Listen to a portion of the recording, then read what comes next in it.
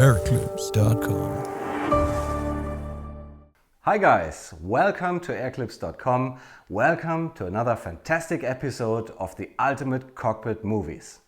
Today you will see an absolutely fantastic movie about one of the last Lufthansa Cargo MD-11 flights from New York with a fantastic crew.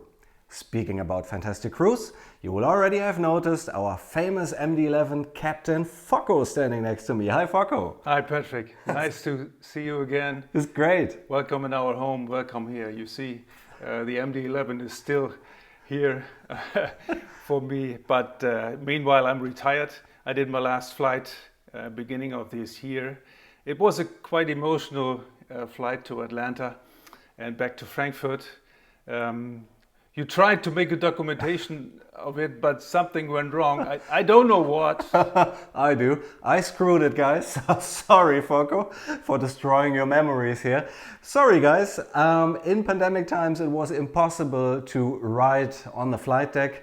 And so I tried to make a full Ultimate Cockpit movie of Focko's fantastic retirement flight without being on board. And as Focko told you already, I screwed it. Great pictures, not so good without sound. So really sorry for that.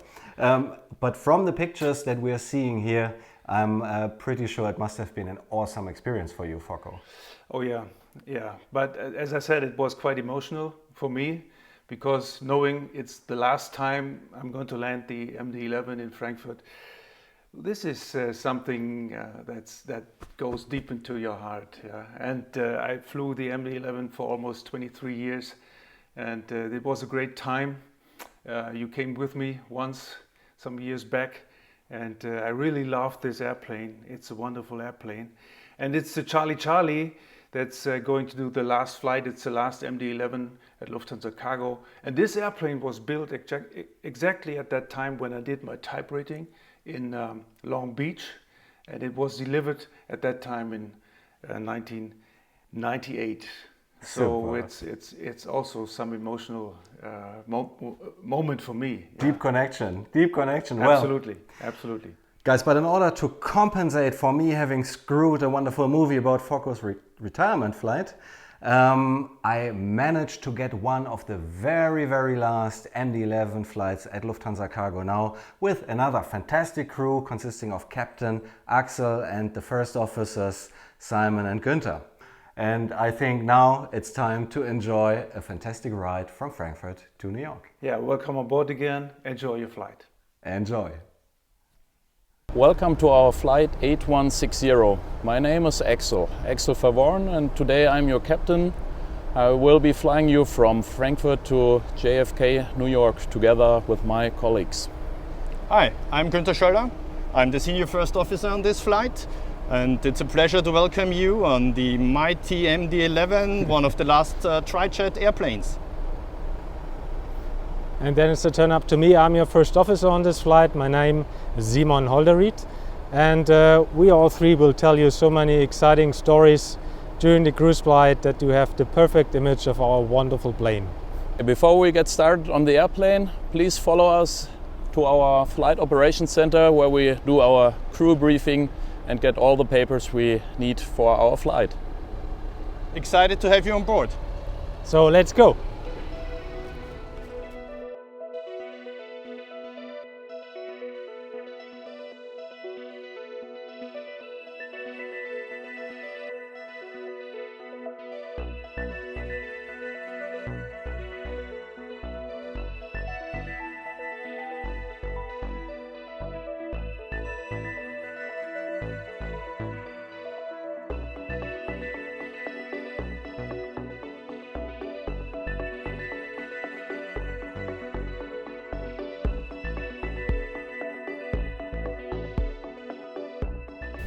Everybody checked in? Yeah, everybody checked in. Okay, let's start.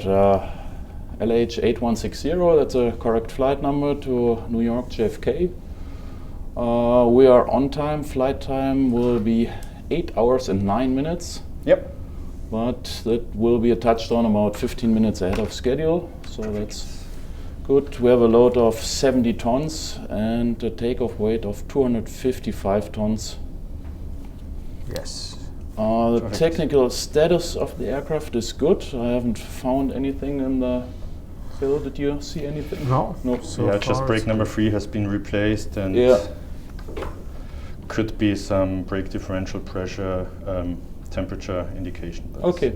Nothing else. And the routing, the weather en route looks pretty good. Some clouds overhead between England and Ireland, and besides that, should be pretty okay for the first half of the flight. We'll have to cross 2 jet streams. Oh, that will be a little bumpy. A little bit bumpy, but only moderate turbulence occasionally, as I can see. And here we have to cross an area of isolated embedded thunderstorms. Goes up to level 400. So we won't be able to fly overhead. Yeah, that's according to the front, to the cold front, which is going through here. Yeah. Okay, and the weather in New York. Let's have a closer look.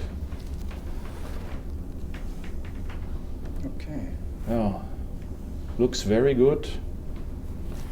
And the wind is favoring runways 31. The visibility will be good, and looks like there won't be any major changes.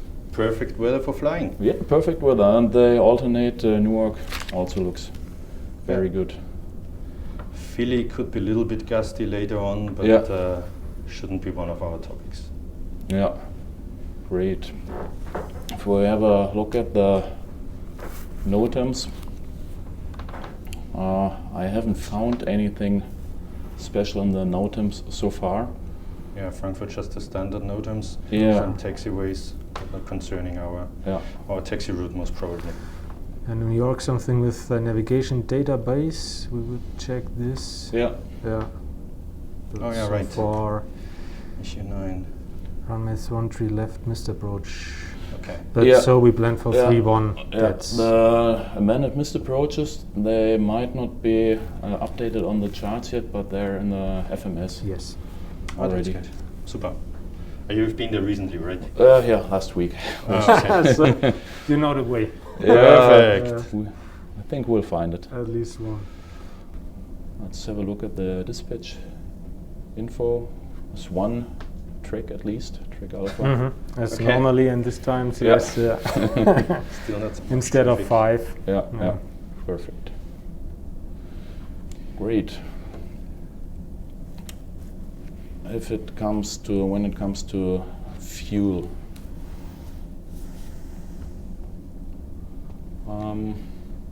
I don't see any major reason for extra fuel. Only the one thing, the cold front we have to cross with the embedded thunderstorms. Maybe it would be my idea to take the Cont 99 instead of the Cont 90. So that would be an additional 1,200 kilograms. Okay, which gives us about 10 minutes. Yeah, then we have some time to cross around. I think it's a good idea because traffic has really increased in JFK as well, and last time they took us pretty early down, and that was some more fuel we needed there. Yeah, if you want more. No, I also extra, not absolutely necessary, but if you increase the contingency, that would be fine. Yeah, sounds good to me. Yeah, sounds great. And let's do it. And 400 taxi for runway. What do we have for takeoff runway 18 today? Yeah. That makes sense. Okay, 400 kilos is sufficient. Will you enter it? Oh, you already. Yes, sure. To enter it. Perfect. Thank you, Simon. Great. Then. So 73 plus 400 is 77. Plus 3 on top. Yeah. Correct. 72. Great.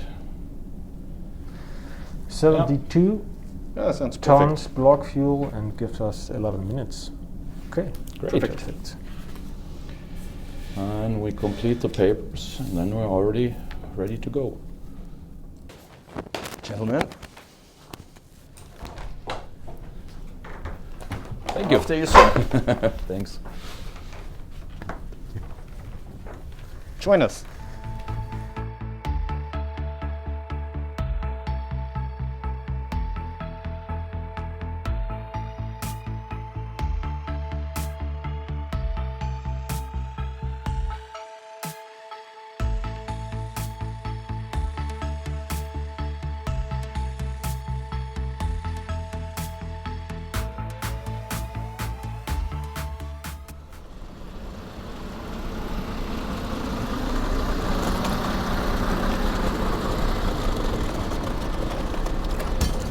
Hello.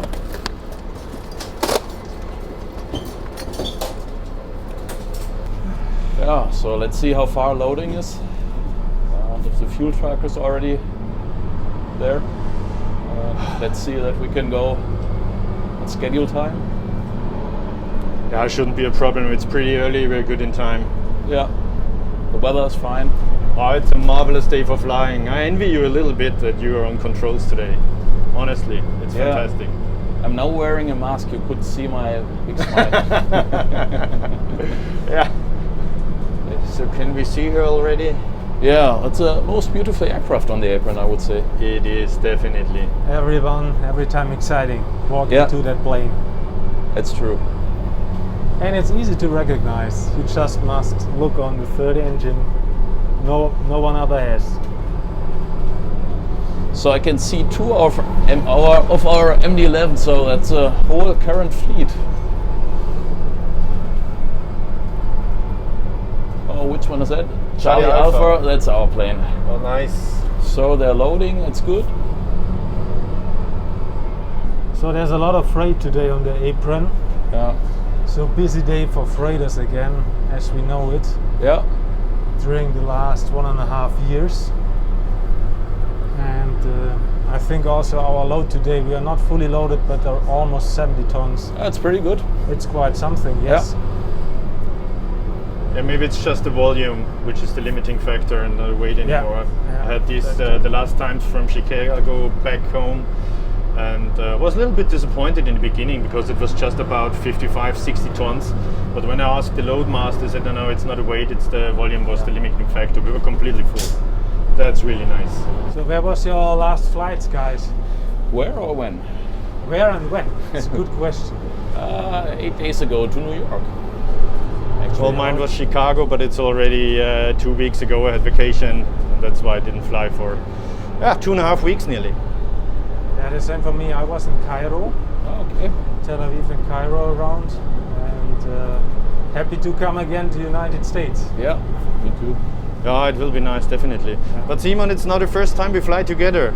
It's true. I've seen you in the office several times. We once met in Campinas, but now finally on tour together. Yeah. Looking forward to, really. Will be nice. And with Axel, we were recently in Simulator. Simulator, yeah. And last year we had one flight back from Chicago. That's right. Yes. Huh, he checked me too. Yeah. And I was nice, I think. Thank you. Axel is one of our MD-11 check captains, which is also training the crews and also doing the annual simulator checks. So, of course, we know this mister quite well. Great. Okay, here we are. Let's go to the After aircraft. you. Thank you. Dankeschön, servus. Okay.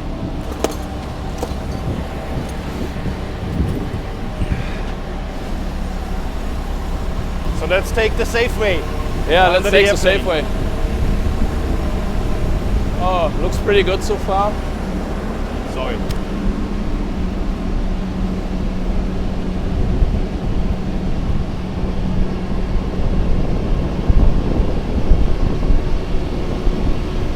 Simon, if you want to do all the checks in the back, the galley, Perfect. door, Thank you.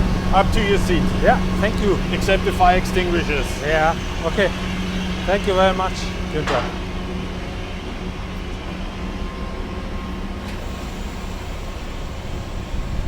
Great. Let's go up the 6 meter 20. Come on. Danke.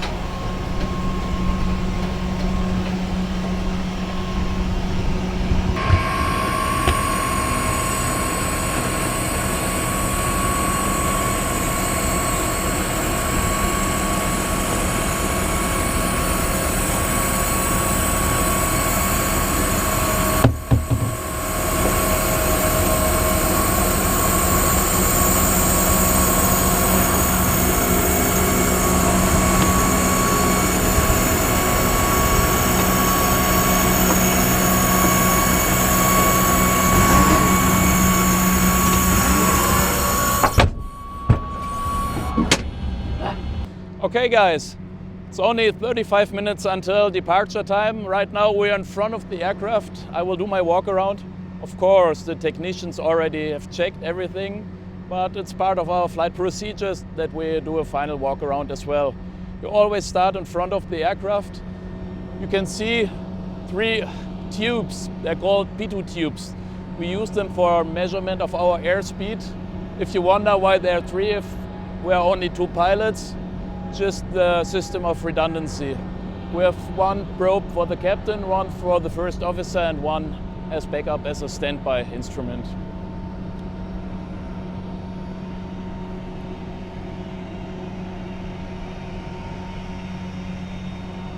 Here we have the front tires, they look very good. I didn't see any marks. By the way, these are the only 2 tires which of course don't have brakes. But nevertheless we have to check them if all the bolts are in place, or like this strut is always a place where you could detect the small hydraulic leak. It looks very clean, it's good.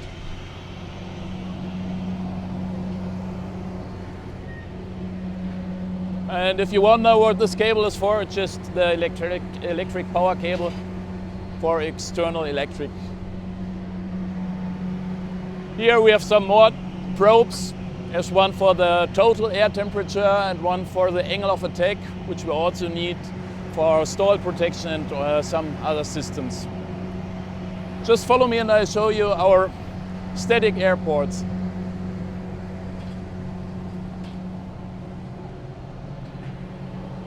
These 4 holes, they are also used for air pressure. We need them for our altitude measurement.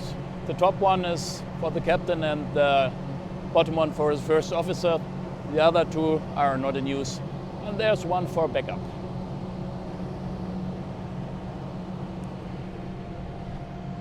Here we can see the cargo's already been loaded. I can see that the lock is in the correct position. I can see a small green lock pin engaged, so that's good. And then we can continue to the engine.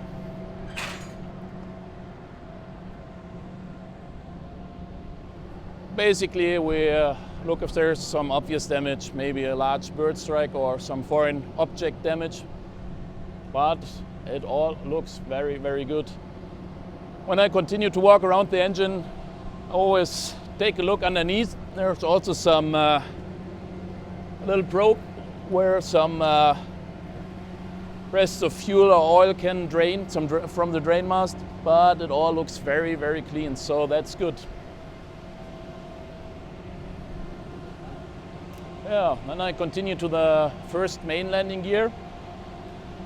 It's 4 tires, and I check the brakes. If you have a look here, this pin indicates the brake where when this pin is going through this mark, then it's time to replace the brakes. So as you can see, this brake is really, really new.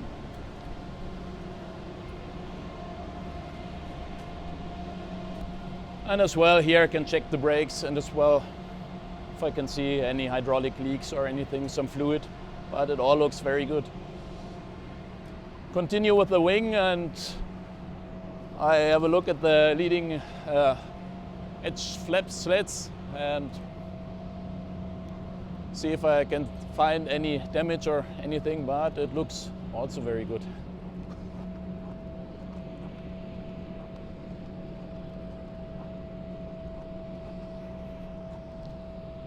Here we also check the navigation lights, 2 green lights, they both work, so that's good too.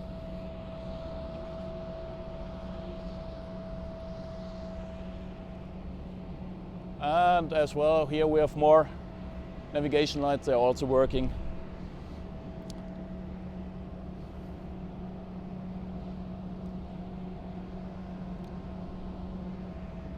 Up here you can see a tube going out of the wing. This is used to get rid of fuel if you need to do some fuel jettison in an emergency. This is where the fuel comes out. Also on the other wing. So in case of an emergency, we need to reduce our weight. We can dump about 2.2 tons of fuel every minute. So far, I've never used it, so it's good. The exhaust pipe of the APU, our auxiliary power unit, it's a small gas turbine we needed to start the engines and also for electricity and air conditioning. Right now it's switched off, so it's nice and quiet, so we can talk during the walk around. Little plastic thing, so I better pick it up so it doesn't get into the engines. When I stand here, I always have a look at the second engine, engine number 2. It's beautiful to my opinion, but you're probably wondering yourself, oh, he's checking the engines underneath the wings. What is he doing with that engine? It's a good question. Of course, you see it's like 10 meters up in the air. I'm not able to check it. But to be honest, if we find any damage from foreign objects from the ground, they won't be able to be sucked in overhead the aircraft. So that's one reason. The other reason is that our engines, of course, regularly get checked by maintenance. They climb up in there and check if the engine is working. And of course, we have a lot of engine parameters on our displays in the cockpit, so we can make sure that the engine is running. And one fun fact, the engine really doesn't start right at the inlet. It takes 6 meters and 33 centimeters until the engine starts. Right now, we're underneath the wings. As you can see, we have a clean configuration. That means no flaps and slats extended. The flaps can be extended to an angle of 50 degrees. Looks quite impressive. We now have the chance to demonstrate it once for you. Just a second.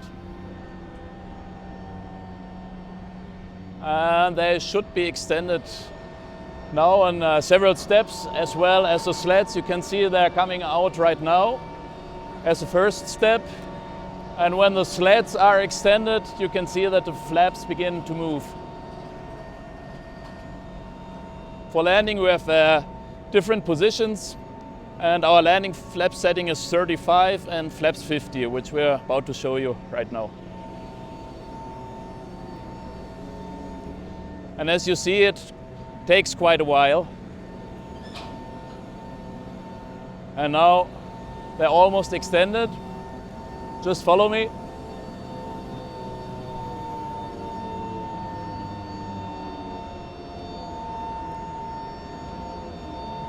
So this is flaps 50. It almost looks vertical.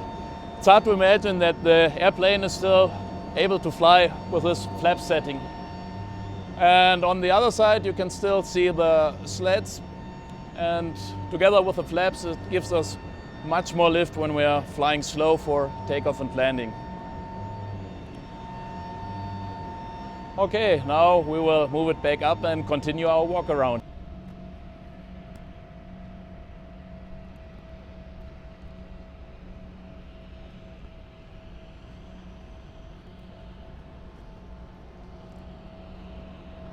Also 2 navigation lights on this side, they're red. And flaps and slats, everything looks very good. Let's continue to the engine.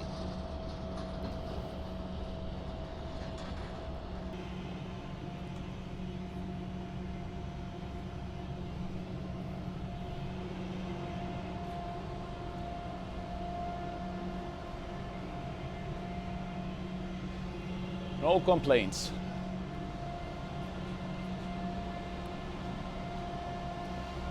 As well, on this side, the main landing gear looks good. No traces of hydraulic fluid or anything. Brakes look good. Tires are okay.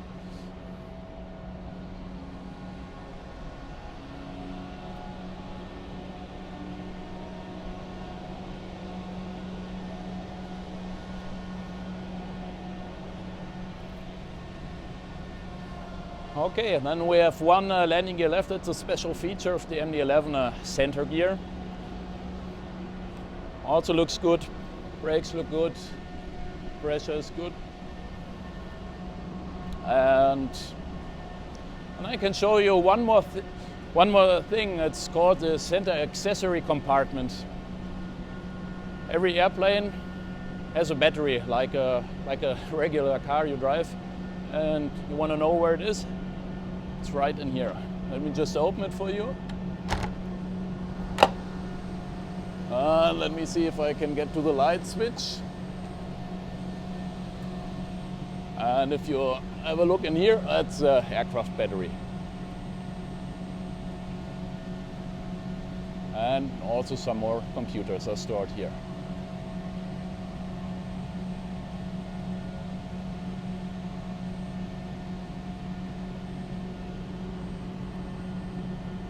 Let's close it up again. Good.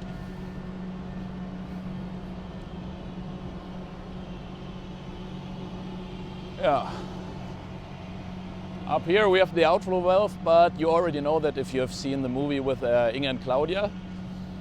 And as well here we have the static air ports on both sides, of course, and as well as a standby port. And that's it. We have completed everything and I can continue with my work up in the cockpit. Thanks for joining.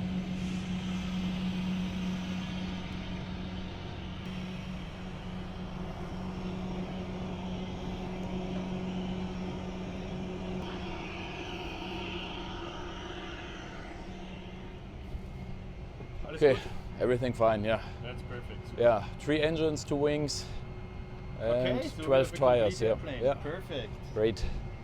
And 42 degrees. What do you? So we can start the APU. What do you think? To the sauna, Wha- So we won 154 versus 156. VR 167 versus 168. Yeah. V2 173 versus 174. VCL 271. Great. Cockpit checklist. Cockpit gear pins Removed. Pedostatic. Checked. Cabin signs on. FCP set. Speed band. Taxi 156, 168, 174. Taxi 156 168 174. Altimeters 1013, 390 feet. 1013 390 feet. Fuel 72,100 kilograms. 72,100 kilograms. SD status. Checked. System auto takeoff data. Inserted. Inserted auto brake takeoff warning check. Flap takeoff selector 20. Cockpit checklist completed. Okay, so everybody's from board, sir. Yeah, so let's close the door and get going. Okay.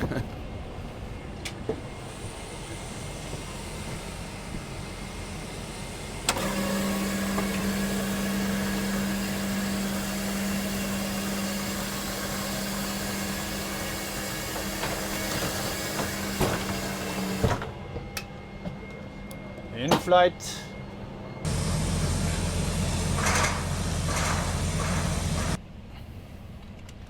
So we already received our en route clearance via data link, Great. and we just must call Frankfurt delivery when we are ready for startup. Okay. Then we'll do our briefings when Günter is here and then Perfect. we'll make it in time. Yes. Sounds like a plan. If he's able to move the jump seat quickly enough. Yeah. That you will see later. Yeah. Oh, this is like Now this we seat can is see how he fastly operated. performs. Yeah, how fast Please, he our can expert, operate. all Yeah. eyes on you.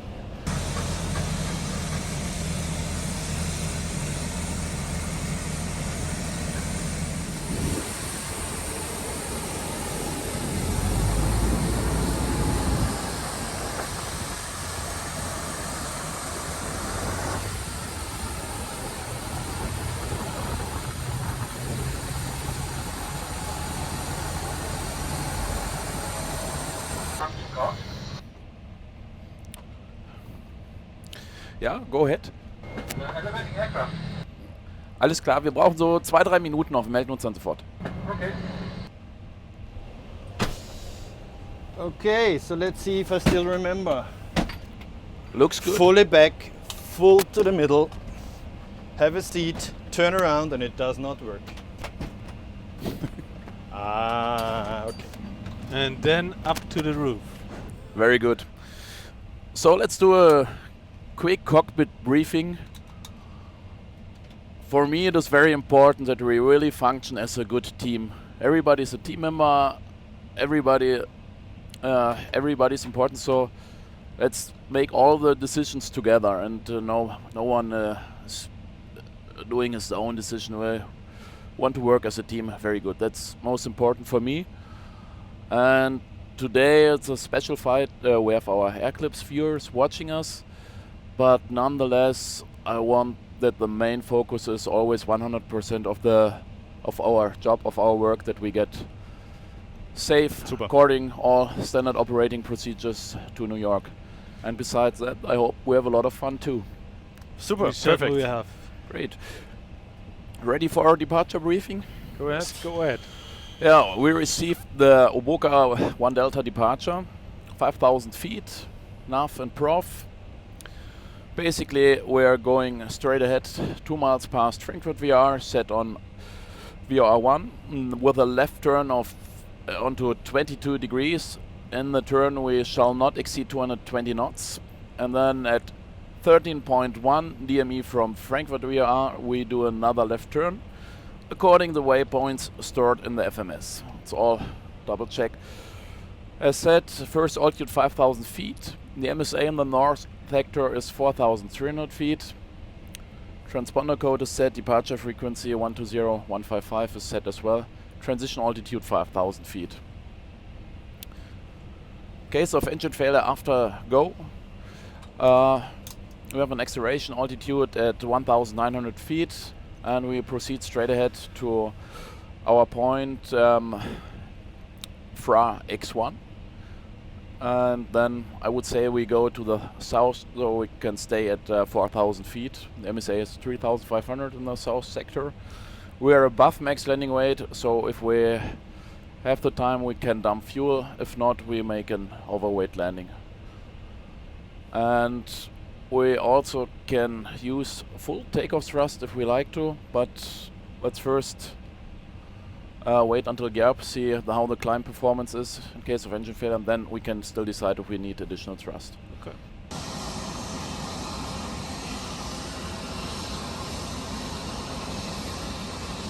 Rejected takeoff briefing. We have 370 meter stop margin, and until the go call, I stop for our mandatory items: thrust loss, aircraft not controllable or not flyable, and ATC call, as well for any master caution or master warning. Great. There was 2 ball notes, but they're only referring to basic enough. Yeah. Yeah. Thanks. Great. So. Yeah, then we can ask for the pushback clearance, I guess. Okay. Frankfurt delivery, good afternoon. This is Lufthansa Cargo 8160, Foxtrot 216. We are fully ready. Request startup. Lufthansa Cargo 8160, hello, info whiskey. Startup approved, connect 121.855, true. Lufthansa Cargo 8160, startup approved, 21.855. Bye-bye.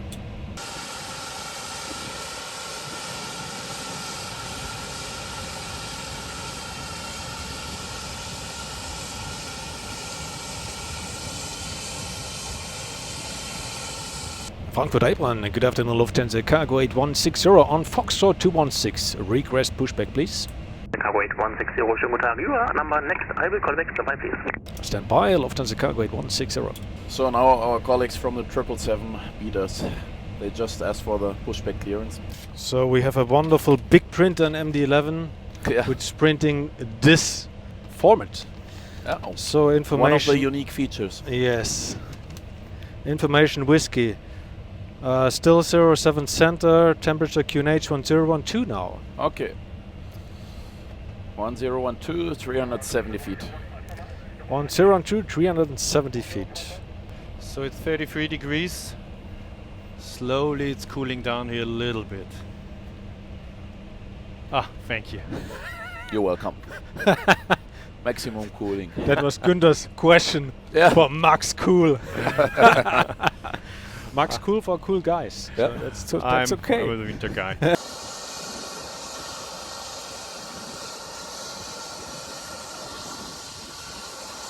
I mean, it shouldn't take so long for the 777. They only have 2 engines. Yeah.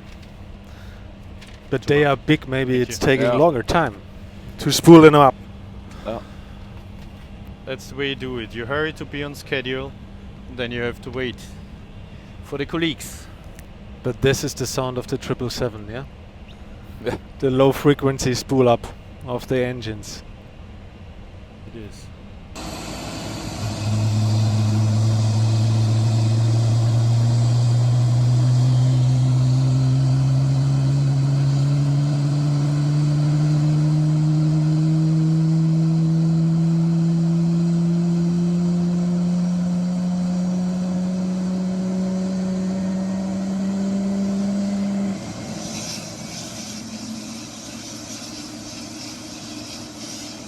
Then meanwhile I bring myself in the position of best view.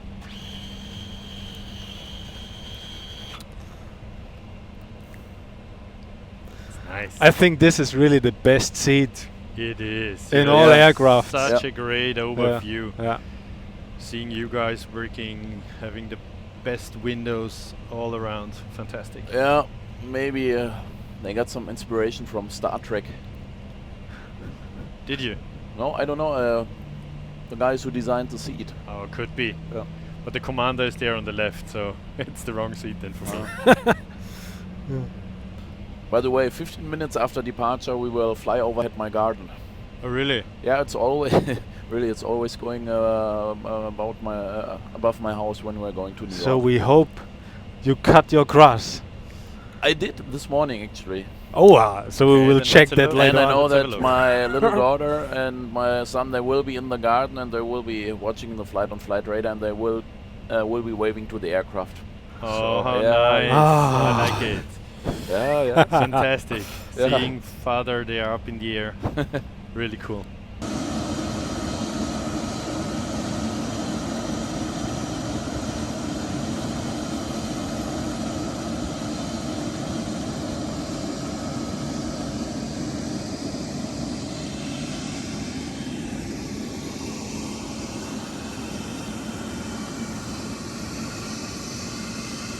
Lufthansa Cargo 816 once clear of the company 777, push to approved. Lufthansa Cargo 8160, once cleared of the company Boeing 777. Cleared for push. Ground from cockpit. Confirm steering pin inserted.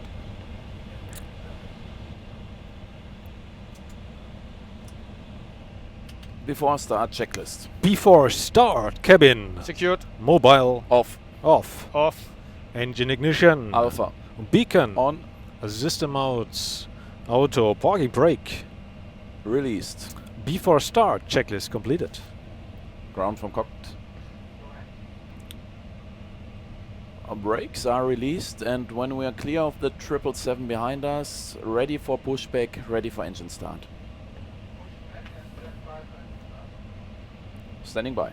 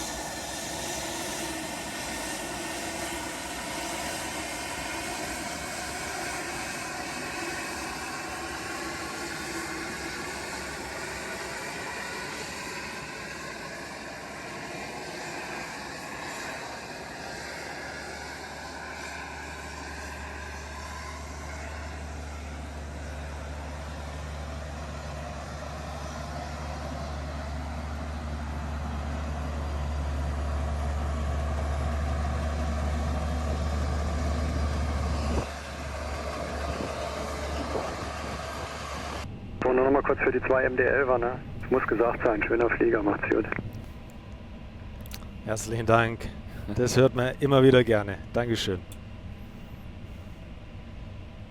So nice, even the tower is appreciating our airplane.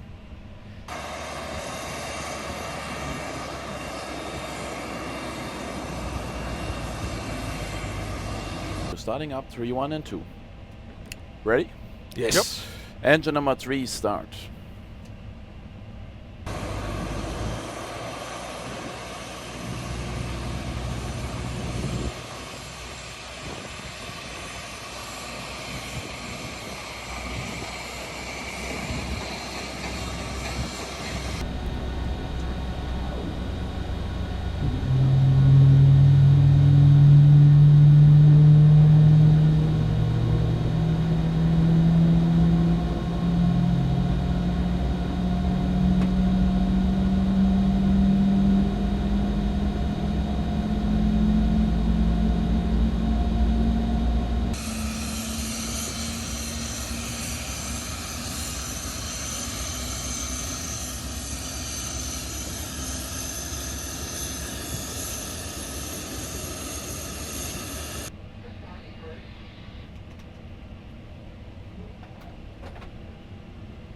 Parking brake is set. Remove towing system and steering pin. Engine number 1, start.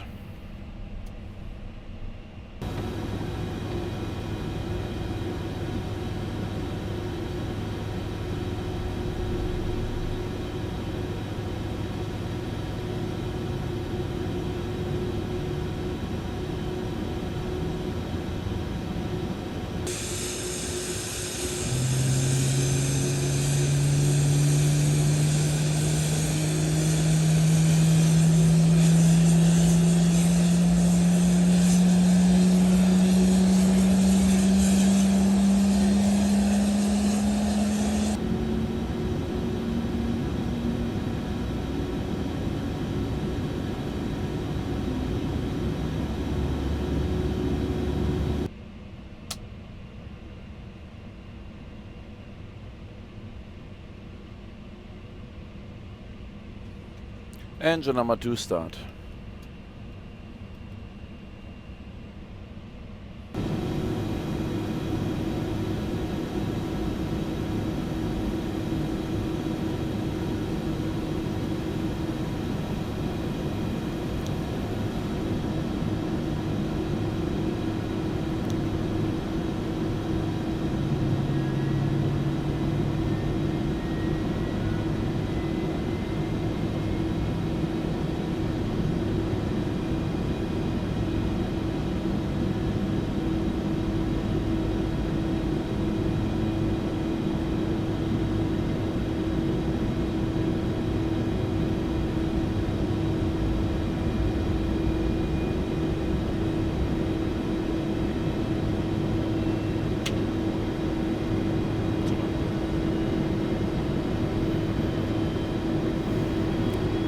After start items.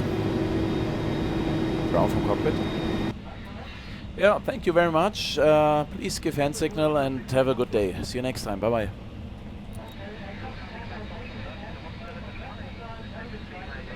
Bye bye.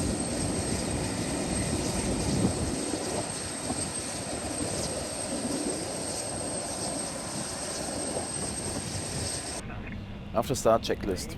After start, APU off, anti-ISL off, system modes, auto. After start checklist completed. Takeoff items.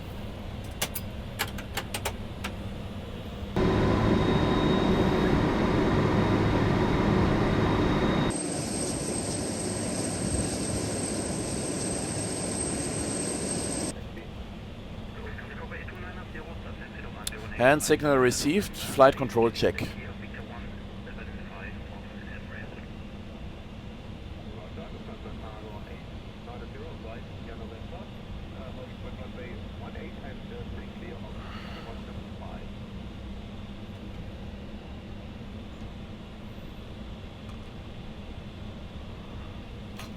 Rudder.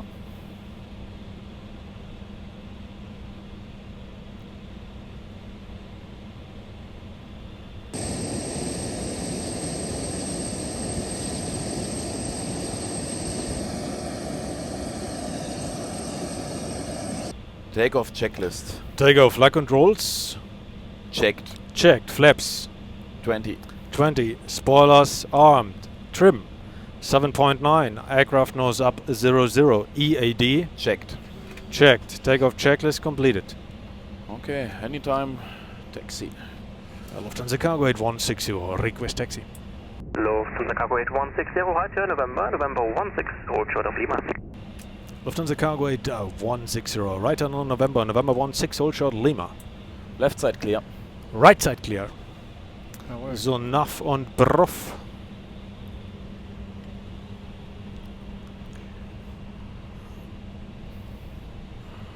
So rechts. Follow the other MD-11. Yeah. And November Really 16 cool. will be full length to hold short into Lima. Yeah, hold short of Lima. Okay.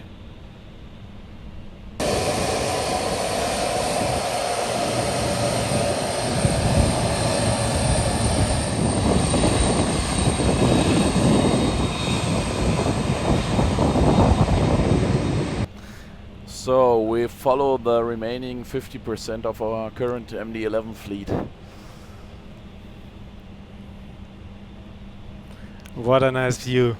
It is outstanding. Yeah. What do you? Every time when we see one of that planes, Yeah. blood pressure lot of going emotions, high, like little boys. Yes.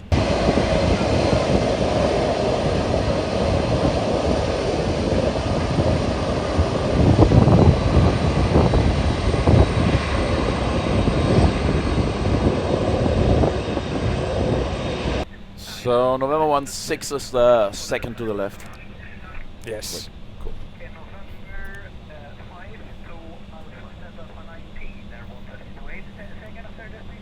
Lufthansa Cargo 8160, schönen Tag noch und 11878, ciao.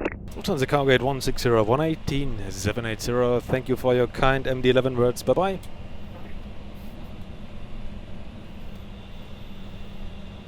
So we are ready when reaching, yes? Yeah, ready when reaching.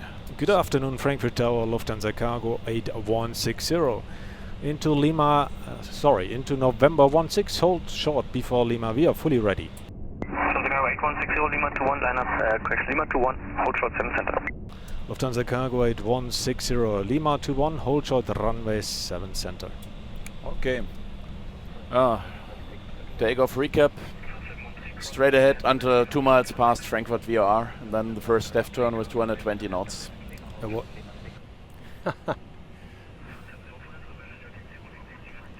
Marshall is taking pictures as well on the right. Yeah. Lufthansa Cargo 8160, line up 7 center.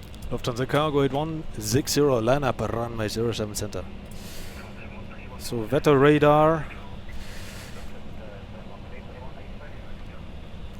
Approach sector 3.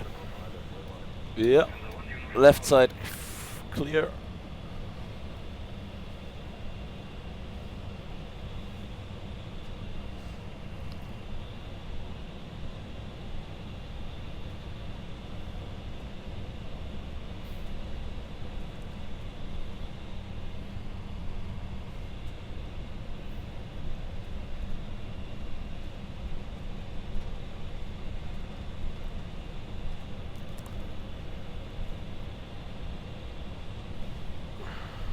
So we just used our 400 kilograms Very good. for taxi.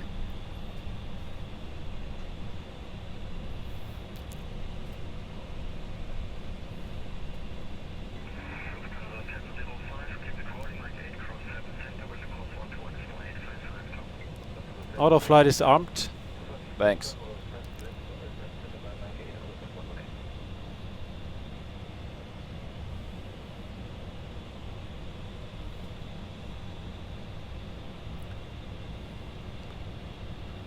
Okay, he got the crossing clearance before us. Yeah.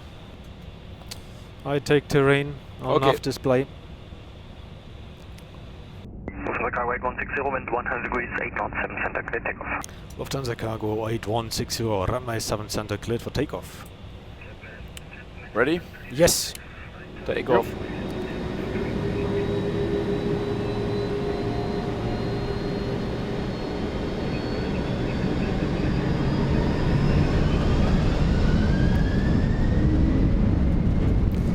Takeoff thrust Z.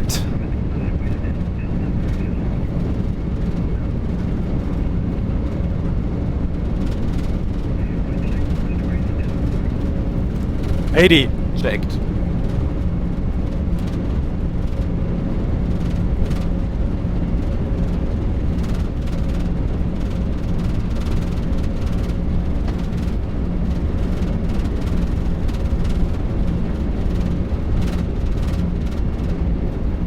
Go!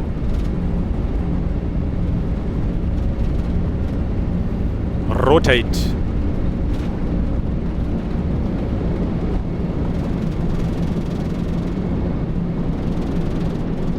Gear up. Gear up.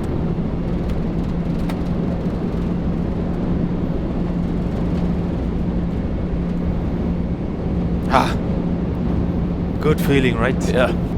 Lufthansa Cargo 810, identified departure on 10.155 knots. Lufthansa Cargo 8160, 120.155, goodbye. Like a departure, good afternoon, Lufthansa Cargo 8160 heavy, passing 1,600, climbing 5,000. Lufthansa Cargo 8160, hello, over assets, climb flight level 110. Lufthansa Cargo 8160 via SRD, climbing flight level 110.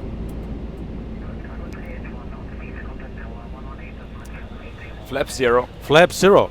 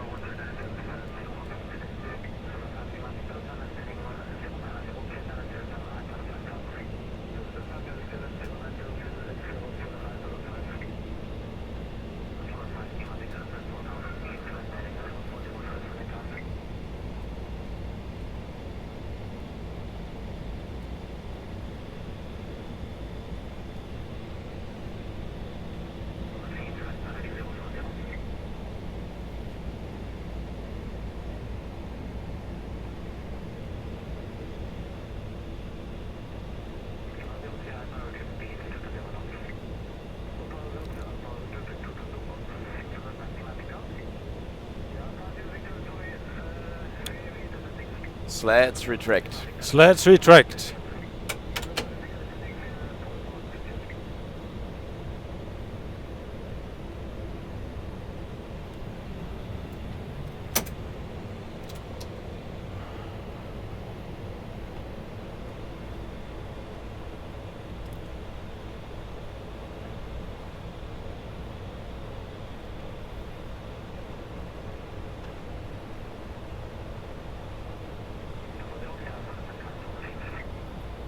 Transition. Standard flight level 5-3. Standard level 5-3.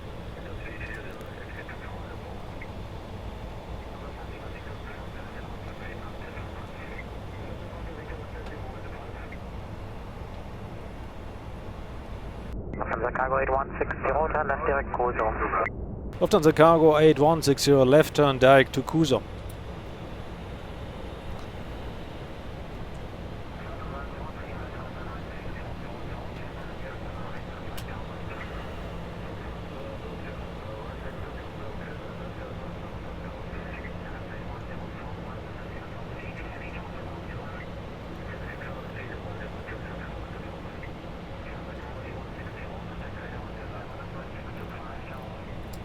Lufthansa Cargo 8160, 127.625, ciao.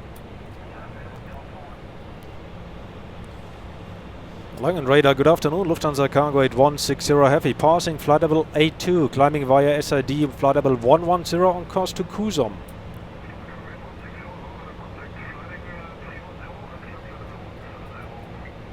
Lufthansa Cargo 8160, heading 310, climb level 170.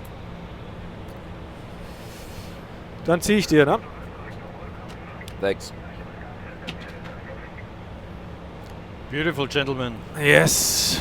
Ah, wow, nice. what a weather. I take a weather radar as well. Lufthansa Lufthansa Cargo 8160, climb flight level 210. Lufthansa Cargo 8160, climbing flight level 210. Clear enough, right? Fix and refuel quantity. Yes, sir.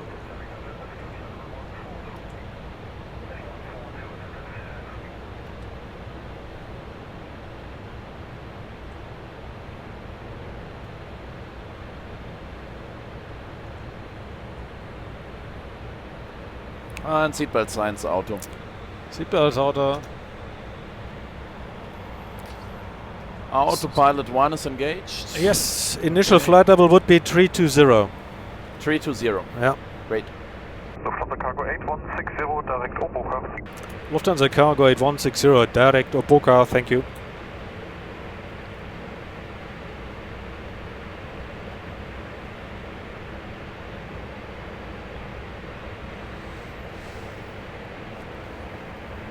Nice. So, only 8 more hours and we're there. Yes. Almost nothing. 8 hours of fun, Yeah. because every minute on this plane is...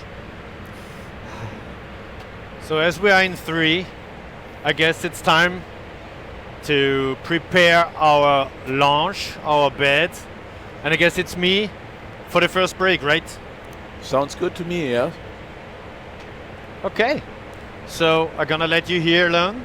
Okay. Go outside. Tell you when I'm ready. And afterwards you give me a call. Maybe 10 minutes before my break ends. So, have fun. See you later, guys. See you later, Günter. Lufthansa Cargo 8160, climb flight level 230. Lufthansa Cargo 8160, climbing level 230.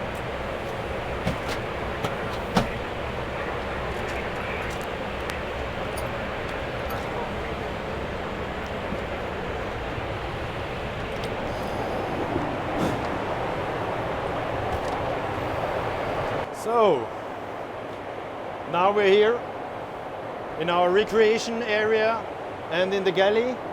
As it's my break now, I'm gonna build up the bed, put in the curtains and make myself comfortable for the break. And you're gonna watch how I will build it up. Maybe a little later if I'm awake earlier, we're gonna have a look in the freighter room and see what's happening there.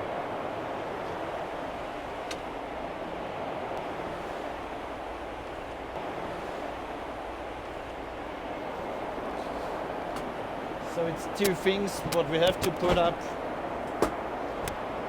So we can put them in front. And it's starting to get comfortable. Now it's time for this guy here to have it comfortable for the feet as well. The curtain we used to prepare because during a longer flight time it's going to be a little colder and a little more chilly.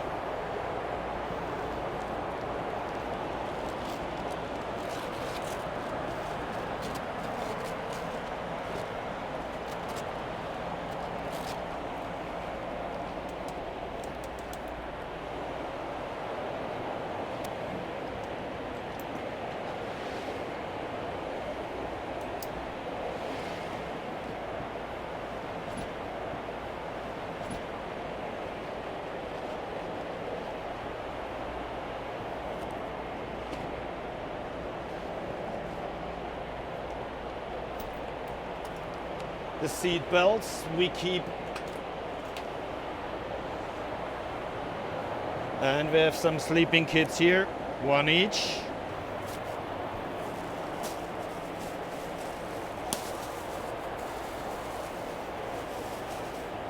Pillow, blanket.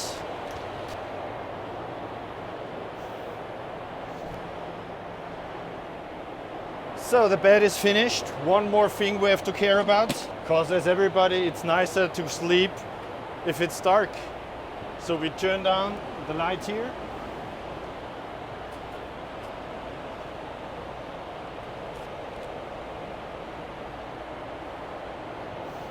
Now the bed is ready. To have your privacy, we have some extra curtains, of course. So I'm going to make a rest now, trying to have some sleep to be fit for the remaining flight then. And see you a little later. Take care. Good night. So we took off about 7 minutes ago in Frankfurt, and in a couple more minutes we'll be flying overhead my hometown, Cologne. And then we will be crossing over at the Netherlands, England and Ireland, and then we'll give you some more details of our route later.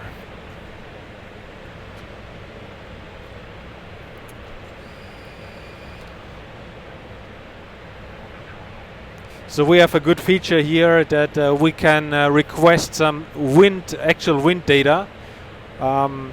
This wind data will be updating our flight route, which is stored in our flight management system, and so you get just better estimates according your landing time in JFK, and also our flight management will offer us the optimum flight level, and for this it must have the actual winds. So now I inserted the winds into the system, and now it's calculating. Yes, with this wind, so we get our better optimum flight level, which providing the best specific range, and it's the most fuel efficient flight level. And now we will see what flight management system will say, and then later we can arrange our cruise flight according to that. ATC com established, so we are locked on with Maastricht ATC Center. Very good. Thank you. Do you see the Rhine River right in front of our nose? Yes! And there's a big bend, can you see it? Yeah. And right where we're crossing the Rhine River is my hometown. Exactly where we cross the Rhine, maybe a little to the right, we're directly flying over at my home. So ATC message. Yeah. Current ATC unit, Maastricht Center. Okay. Yeah, it's pretty much near the Cologne-Bonn airport. Yep. Wonderful. The Rhine Valley is something very special. Yeah, that's true.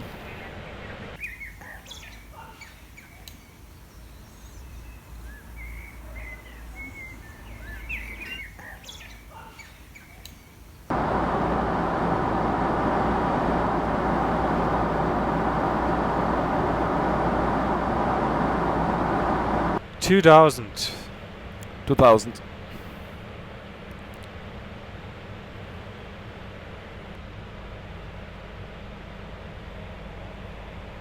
So we had a lot of luck with shortcuts already. Yeah, that's pretty good. Not a bad start, yeah. Yeah. So I'll prepare the operational flight plan and insert all our fuel and time checks. Just be head down for some minutes. Okay, no problem.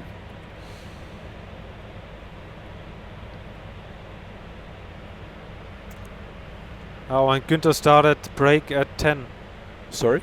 Günter started break at 16:10. Yes, I keep that just in mind. Yeah.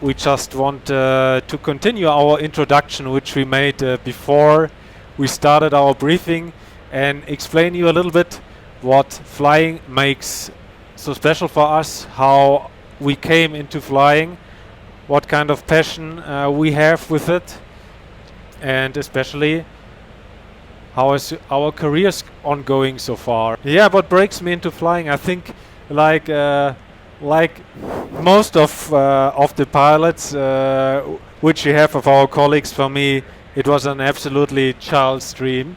I grew up near an Air Force base, and every day we have a lot of planes flying over our house, and my eyes already were more into the sky than onto ground. And I remember one funny story. One time teacher of mine called my mom, and she said, "Oh, why Simon is looking in the school always outside the window?" And my mom just asked me, because she didn't know, maybe she thought something, I have some thoughts, and I just said, I'm looking out to the planes because they are so interesting to me. So the passion was always there, and after I finished my school I went to military service, and I had not the right direct way into aviation, because I honestly must say that when I finished my military service I was not so confident to apply for the very strict and tough recruiting which is Lufthansa doing, and we know a lot of people apply, and only at this time when only 3 to 5% of several thousand applicants would make it. So I started first going to university. I have hobbies like I'm very interested in culture and history and art, and I studied at university for 3 years history, political science and Catholic theology. And I studied, and then I felt deep in my heart I must change something. At least I must try. I really must try to apply for Lufthansa. You have one time in your life you can try it, and I said I will regret it in the future, and I applied. Besides, I made all the required tests at university.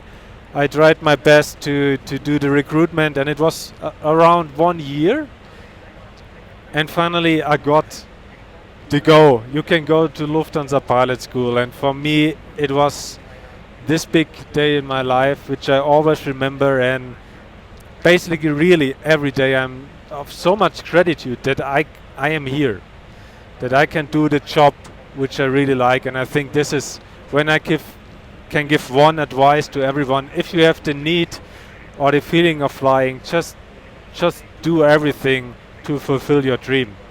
3 years pilot school, and then in Bremen and Phoenix I started on the short haul range, short haul fleet in Munich.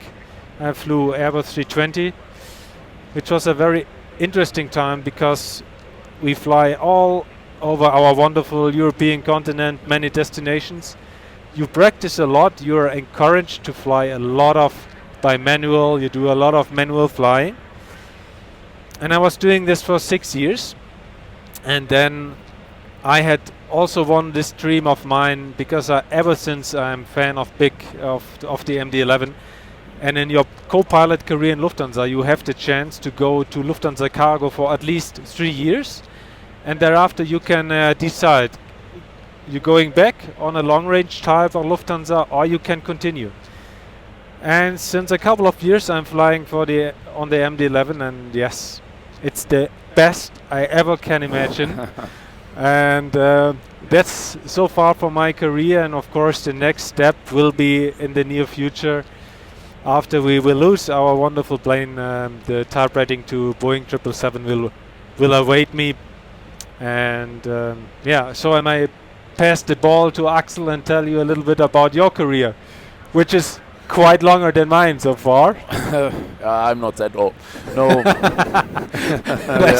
You started early. Yeah. You started very early.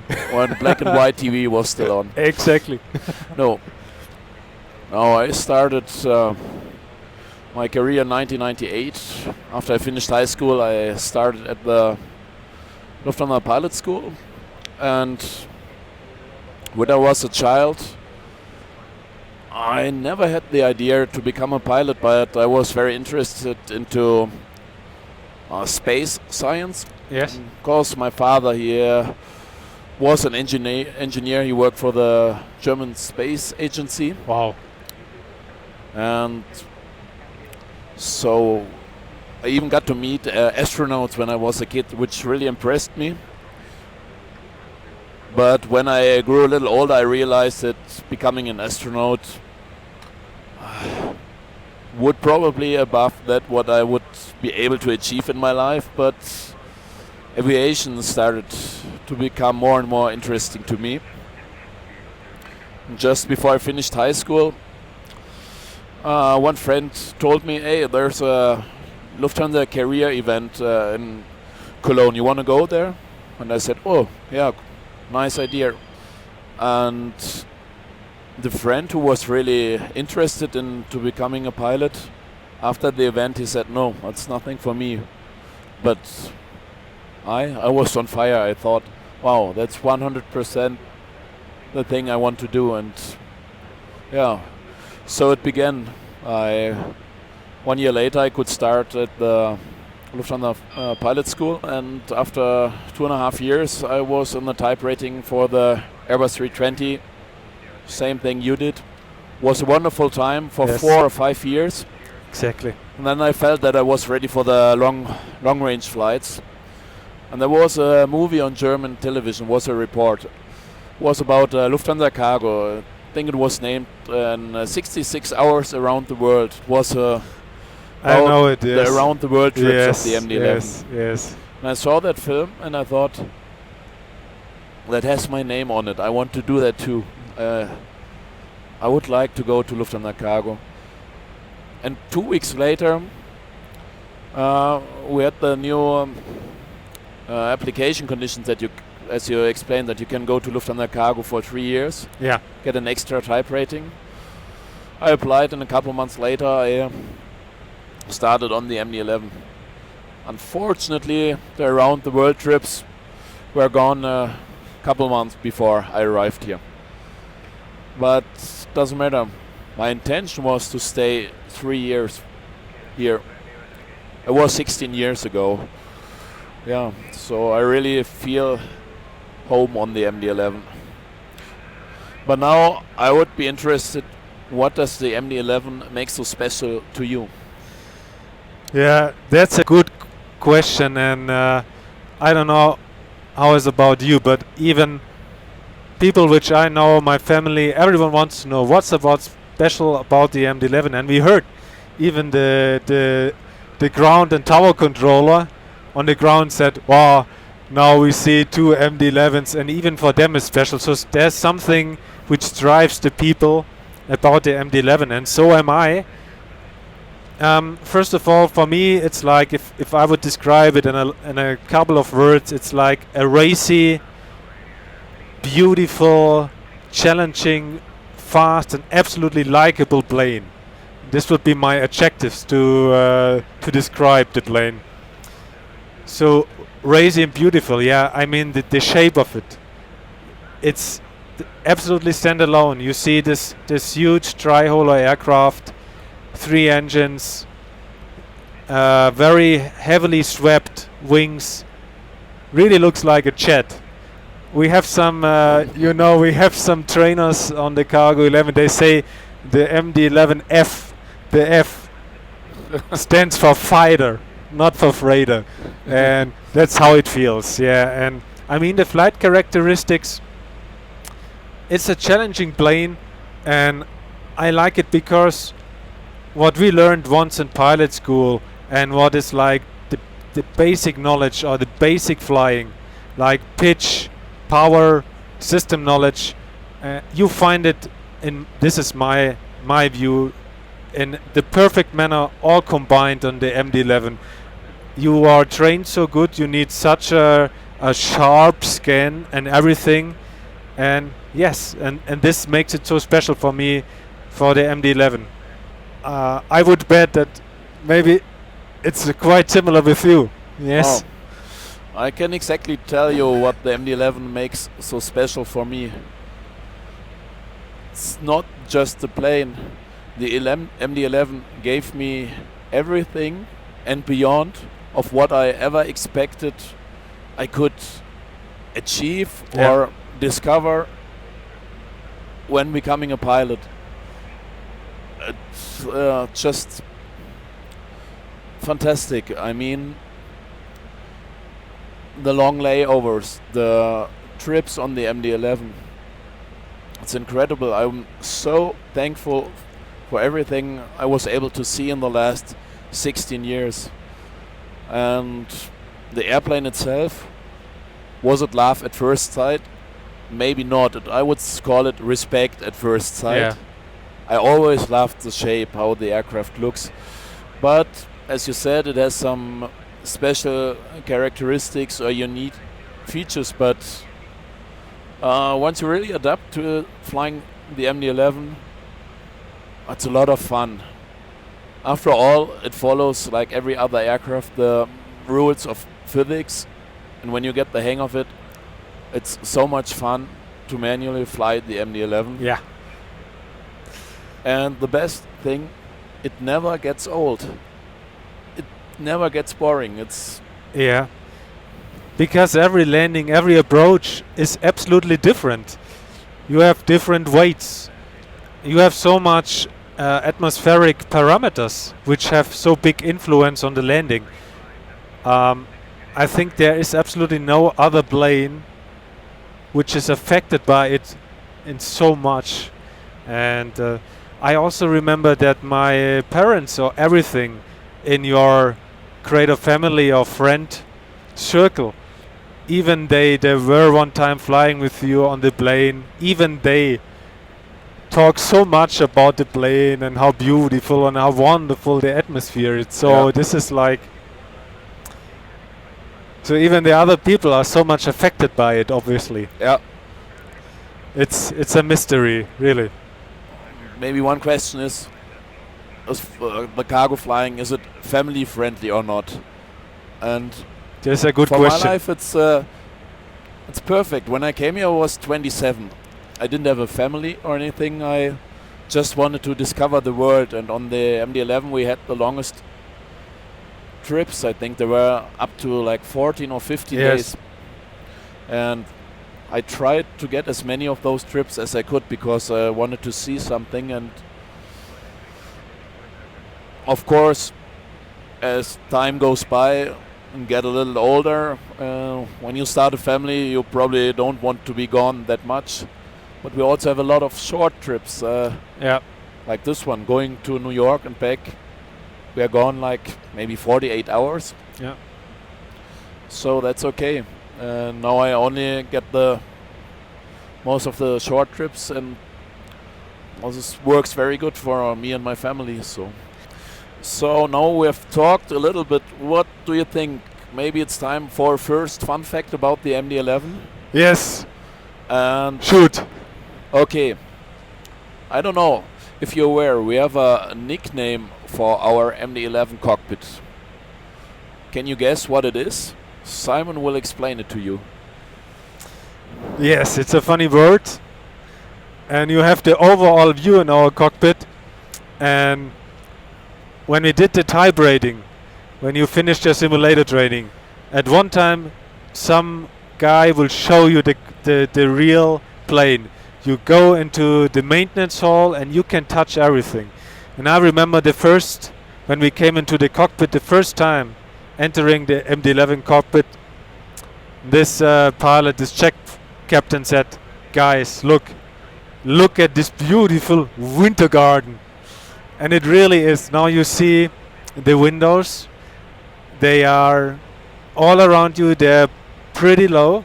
Yeah. And what I recently, on a flight back from Chicago to Frankfurt, we had so beautiful stars, northern polar lights. And I looked out the window. You can look vertical, up and down. Imagine this. Yeah. You look outside. You can vertical, up and down. Yeah. It's fantastic. And of course, this specific window frames give this little angry look from the outside perspective, which is very dominant and a very big characteristics. Okay. Let me show you something. I have to stand up for that. Yes, I have control. I have control. I will be off the headset for 1 second. No, I'm very excited, Axel. Maybe I even can learn about something new about the plane.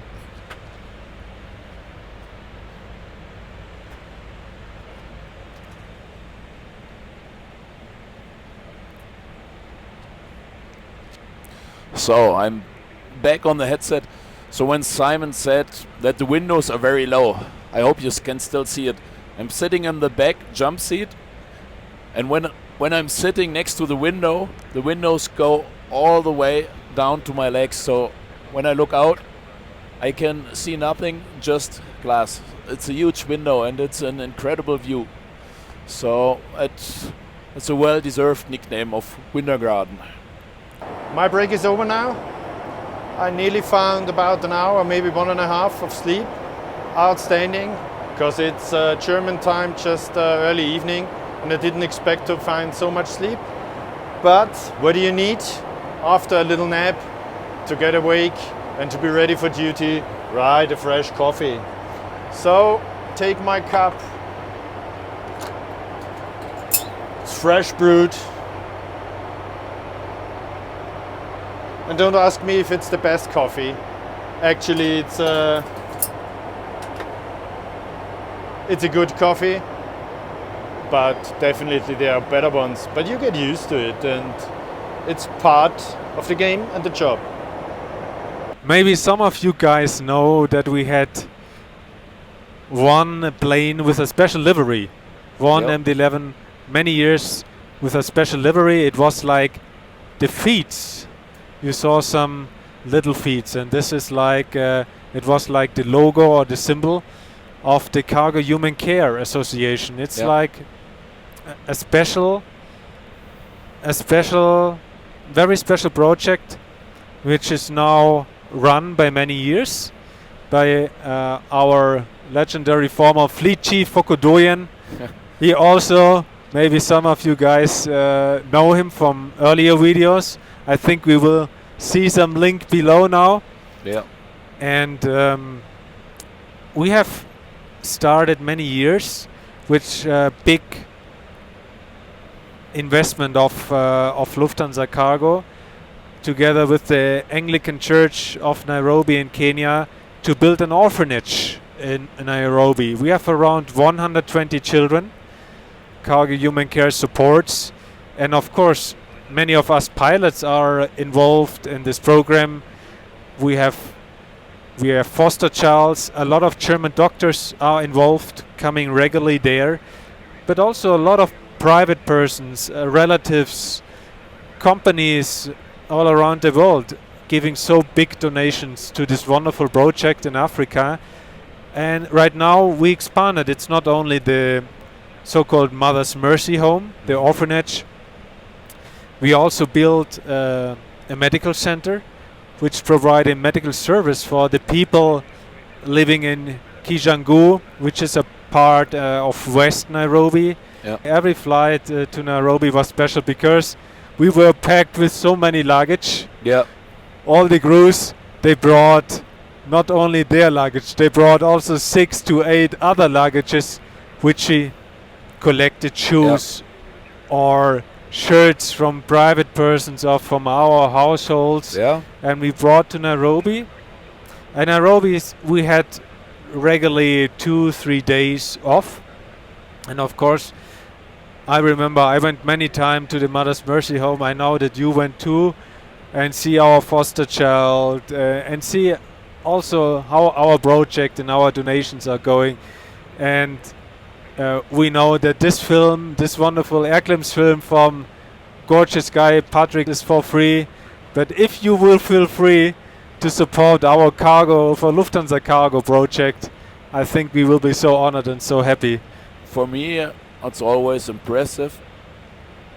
It just there just has to be one person to start everything, and how everything gets bigger, and what Foko did and achieved with the project, and how many people he inspired, and it became such a big project. It's incredible, and you can really see where all the donations are going. And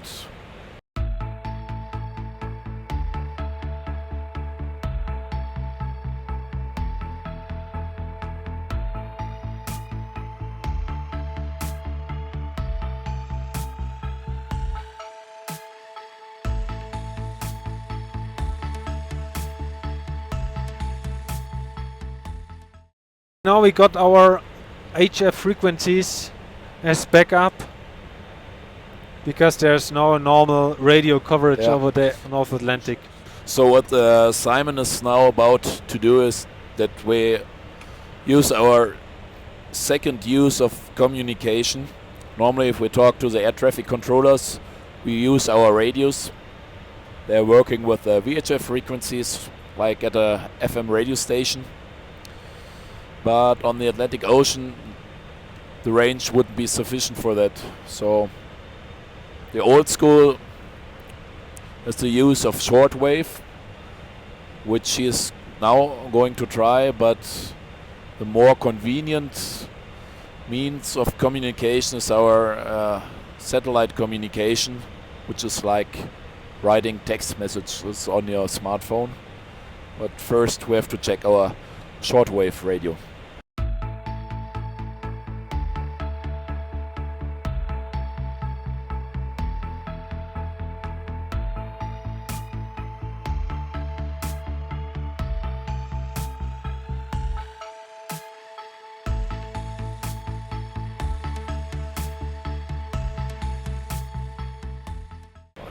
Shannon, good afternoon. This is Lufthansa Cargo 8160 Heavy, flight level 320. CPDLC, again the next request cell call check. Thank you. So right now, if you look in my navigation display again, which is the right display, you see on the top right corner the number 22.1. This means it's 22.1 minutes until the next waypoint.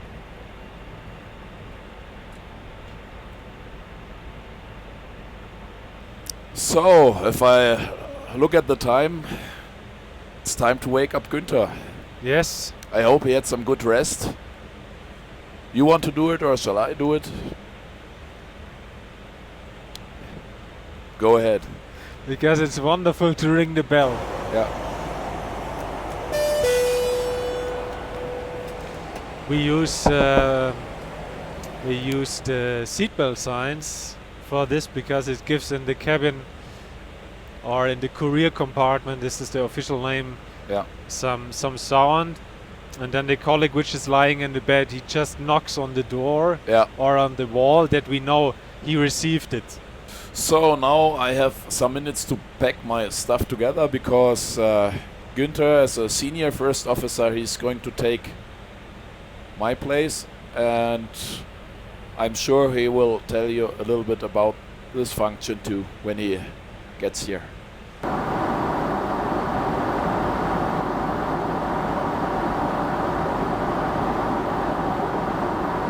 I used to have my coffee when I watch Air-Clips.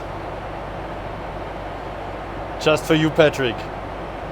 Good to know you. Morning. Hi, good morning. Woof, it's bright in here. Yeah, so did you get some sleep? Actually, yeah, I did. 1.5 hours. Nice. So then I will make some space for you. Good. And Perfect. and I will try to get some rest too. I see.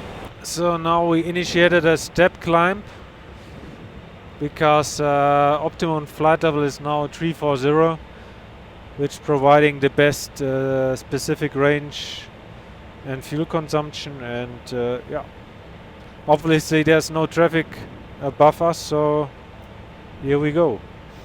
Okay, so I have control. You have control. Thank you. Günter. So report Can on. I have the flight plan, please, just to take an overview? Yeah. Here's no, this weather is old, but okay. The clearance was like requested? It was like requested. No changes so far. Outstanding. You're flying really very efficient. Perfect. You're flying safe, efficient, and on time. That's the way. That's how we do it. Exactly. Yes, Günter, you're co-pilot as me, but you sit on the captain seat. So how can it be? Yeah, how can it be? How is the reason that you sit here? So maybe it's a big interest for our Air-Clip fans as well. Well, as I said in the introduction in Frankfurt, I'm a senior first officer, which means after some years as a co-pilot, I got the opportunity to do extra training, some simulator missions, and some extra trips with a trainer to be senior first officer, which means I'm the one who take over when the captain, as now, is on his break and have his rest. So as we are in a two-man cockpit, I take over, and at least it's a little step already in direction of being a captain one day. It's nice. I really do love it. I was nearly 9 years on the right side, now since about 3 years. Also being allowed to sit on the left one. I like it. See, and I'm still flying 10 years. Really? You're 10 years here already? I'm 10 years, yeah. And oh, I didn't know. It's like the maybe we can explain the system about seniority and how how someone get the next step in your career, because that's why you worked at 9 years. You got senior first officer. I'm flying 10 years, but in my time right now there are no senior first officers needed. Exactly, that's the point. Because in former times, after 4, maybe 5 years, people already got the chance to do this extra training and to be senior first officer. But for now, they don't need any more. Maybe then on the 777. I do hope for you, because it's really nice to take a little bit more of responsibility and to have the view from the left side as well. Absolutely, I can imagine. Yeah, but it didn't so start nice. as senior first officer. Yes, you started as first officer on 320, 737. No, I came from Cityline. It's a pretty long story, my way into the cockpit. But I was with Lufthansa Cityline before for 3 years. And then I had the chance to come closer to the mother Lufthansa, in this case to Lufthansa Cargo. I had to stay here for 5 years, but I fell in love with cargo aviation. And so I'm here now for 12 and a half years, nearly 13. On Sounds the like a love story. It is a love story, absolutely. It's, it always was my big dream. And no, I don't want to give it up. I love cargo aviation, definitely. And what's making the MD-11 for you so special? Axel and I told a little bit our preferences, so we are quite sure that you will tell the same, but maybe in your own words. I'm mostly sure that it will be the same. Well, it is. You have to say it too. It is a beauty. Our MD-11, she is really a beauty with this big engine number 2 there in the tail, and the whole shape from the aircraft. It's outstanding, and in combination with our destinations, it's a really challenging aircraft. And we also told that. It's just really special. It's kind of old-fashioned, and I'm very proud to still have the opportunity to be here. And the modern fly-by-wire aircraft will be the future anyway.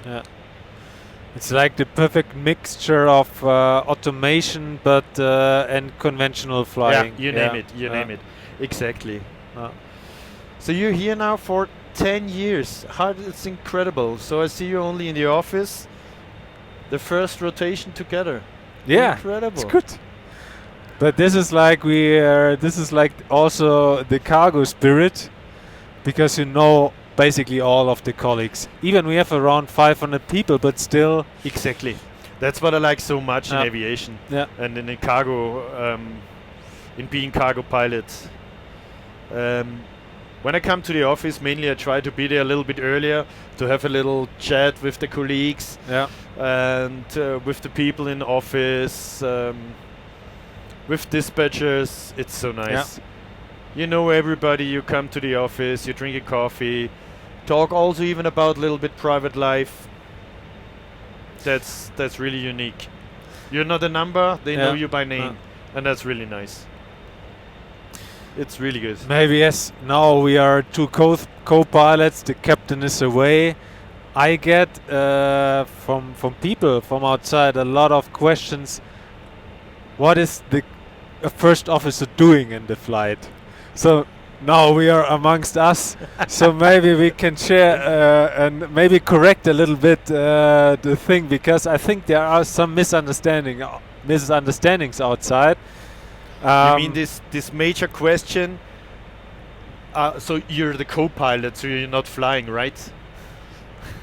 Is it that what you're talking about? Oh yes, so true. Oh, I heard it so please tell the people the truth. Okay. So even the co-pilot, if you believe it or not, is a pilot. And just apart from now, where the captain is pilot flying on this flight, on the next flight I have the honor to be pilot flying, but then I will do it from your seat. And I will have the chance to make the takeoff, flight and landing on the way back on Friday. Yeah.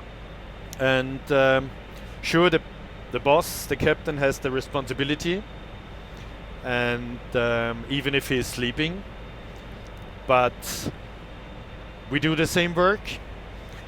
And on the next flights, the captain will do the paperwork, will do the ADC, the radio, and the other one is on control. Yeah. And I think what is really special in Lufthansa is we have a very flat hierarchy. Yeah.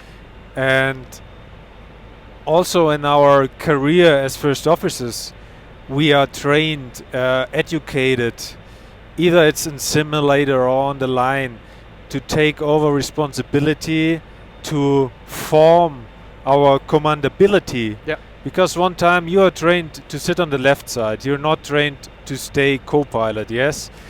And the decisions, even when we have the simulator checks and when everything is burning and ringing and whatever, it's never like a single man show. Captain is asking our opinion, what is your mental picture? He's asking, we are asking him, and then we form something. And I remember one sentence which Captain gave to me, and he said, always remember, Simon, the co-pilot has a very important function. He is, let's say, the only one which can stop a captain in making the wrong decision. Exactly. That's the point. And that's really the most important thing. It's not like that you start arguments, but in one of the decisions, maybe the captain is wrong, then you must be there and say, raise the hand and say, stop. Yeah. Maybe we are on the wrong side. And as it's we have just a different view you can give to the captain, and just it's normal. Everybody can do mistakes, and that's we're in 2 today. That's why we're in 3. Yeah. 6 eyes see more than 2 eyes or 4 eyes, and that's the way we do it. So nice to be above the clouds. Yeah. I really do like this more or less silent moment. Not too many people on the radio. Just to have a look out, enjoy this marvelous view around here. It was really very, very special flight. It is one of my favorite trips. I did in former times when we still were flying the South America trip. Yeah.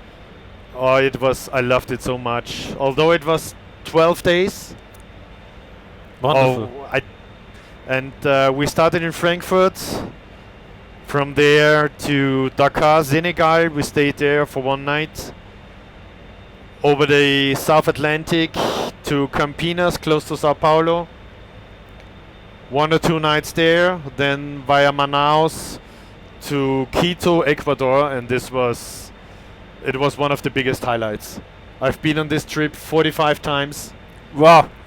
I did it sometimes twice a month. I loved it so much. It was so unique, so challenging, so beautiful. I'm a mountain person. I love nature. Yeah. So it was absolutely my dream destination. And there we used to have minimum 2, sometimes 3, or luckily 4 days off. Outstanding. From there, via Curaçao in the beginning, and afterwards via Bogota to Puerto Rico. 2 or 3 days there, relaxing from hard job. Of course. And then back to Frankfurt after 12 days. And in this last flight, I will never forget it. It was a night flight. We took off in Borinquen. And when we reached cruise level, over the sea, no foreign lights, no big, really very nice dark night, stars all around. And I think it was the Geminiden. Yeah, And there was one shooting star after the other. Yeah. It was, I think it was 10, 15, 20 per minute. Yeah. It was outstanding. I couldn't count to 10 without seeing yeah. any shooting star. And it was all over the night. Outstanding. And if you are on this side, you see them so long, like Exactly. over the whole horizon. So we turned down the lights everywhere, Yeah. just at the window. Yeah. Nobody had to talk. It was just wow. Yeah. Amazing. I loved it so much. Recently, I had first time in this many years I saw polar lights. Really, the first time? Yeah, I never had Oh, the I chance see. because I always had such a southern routing, and they were following us for hundreds of kilometers, It's like a curtain next to you. yeah, I love it. And you're like, wow. I And mean, when it's starting to move Yeah. slowly, and you mentioned Manaus. I remember people ask, what kind of freight do you have? Most of the time we don't know. Yes, but I think in Manaus we know because we smelled it. It's mangoes, and the full plane is very nice. 90 tons of mangoes out from Manaus or from Natal. Yeah. But like today, we don't know. Yeah, we don't. We have to know. No, I was asked before from the ground staff, and Yeah. I couldn't tell them. Yeah. Honestly, if there is nothing dangerous or living animals or anything, Yeah. we don't know what we transport. We must fly some more years for cargo. So. Oh, I would love to. I would love to, and if I have the chance, I will definitely. Yeah. Yes. No, I had, as I said before, after 5 years cargo aviation, I could switch to passengers, and little later, I even had the opportunity to join the A380 fleet, or to stay here and become senior first officer, and not a minute to think about it. Yeah, it was the same for me. I also had the chance to go on 380, but I felt like every part of every cell is so connected to this plane and to our wonderful cargo lifestyle, and yeah. Okay. So we're reaching 30 West, the mysterious number.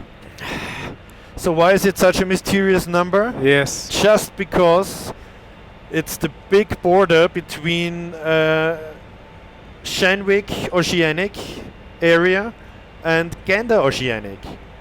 So you were based in Munich before? Yeah, I was based in Munich. It was a great time. It is. We have also a lot of Austrian colleagues, Swiss colleagues, people from South Germany. They have I have to interrupt you. Guys, if you didn't realize, I'm Austrian. Maybe you noticed. Oh, really? Is there a chance to notice, to find out? No, I don't think so. I know. So maybe. Well, I'm free of any accent. Am I? No. Oh. Okay. Can't be. Oh, really? No, but it's a very nice accent. So Bad Novosibirsk was your famous, was your most likable destination? No. As you may imagine already, it was Quito. Quito, yeah. Ecuador. It was so many things to do there, so many activities you could do there, from mountain biking, hiking, climbing. But since we don't have it anymore, horseback riding, exactly. You replaced it by something, or? Well, the other highlight was Chongqing. Oh. We were there for 5 days layover, Yeah. and I was on the Yangtze trip on the boat 5 times. I've seen the big gorges on the Yangtze for 5 times. We passed the big dam 5 times. Outstanding. Yeah. This was really, other people really pay a lot of money to have the opportunity to see that. And I really enjoyed it. Since I'm a senior first officer, I mainly do the enlarged routes, and that's mainly North America. Yeah, that's right. Yeah, because most of our flights, especially for Russia, Hong Kong, is only made by 2 pilots. Exactly. Because you fly the route Sharjah or via India, and every leg is not so long that you need a first senior first officer. Honestly, I do miss Hong Kong as well. Yes. Oh, it was a very Yes, nice yes. destination.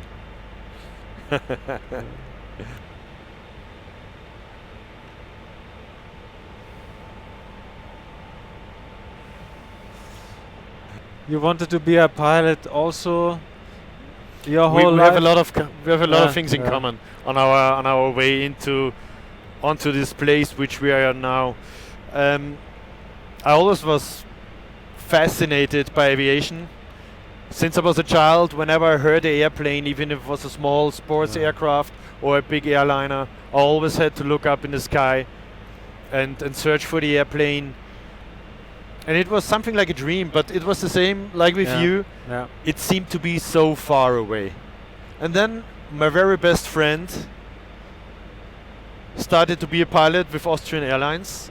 We went to school together and we were always in touch. And I thought, oh my God, that's so fantastic. He's a pilot, and it was really cool.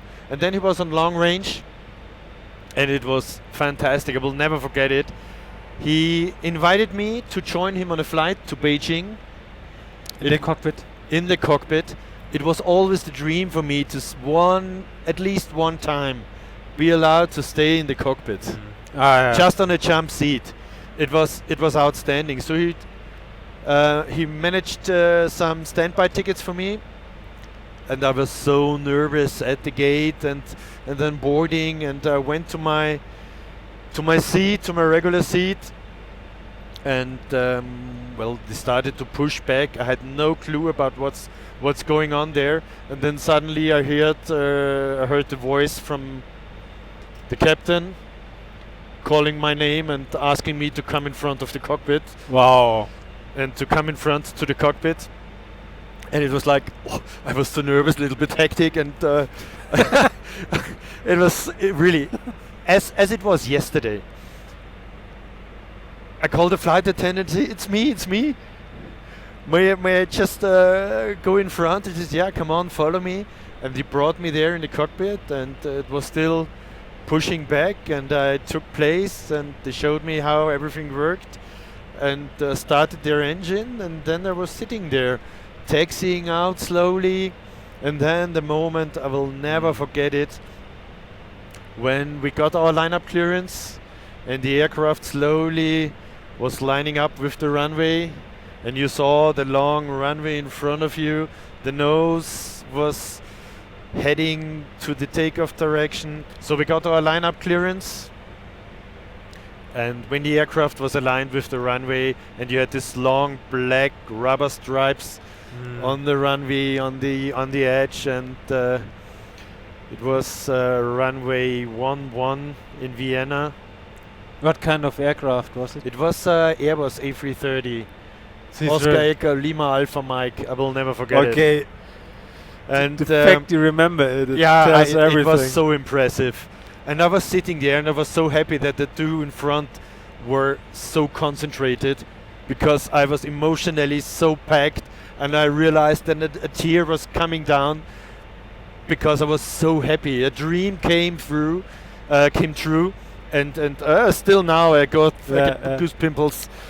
It was an amazing feeling. And then they took takeoff thrust after the clearance, and we took off between the clouds. And then I knew I want to do that too. I need to do that, but it still was so far away. And time passed, and then another friend of mine always put a little bit pressure on me and thought, come on, maybe it's not so far away, just try. Just at least apply, and maybe the dream will come true. Yeah. And exactly that happened.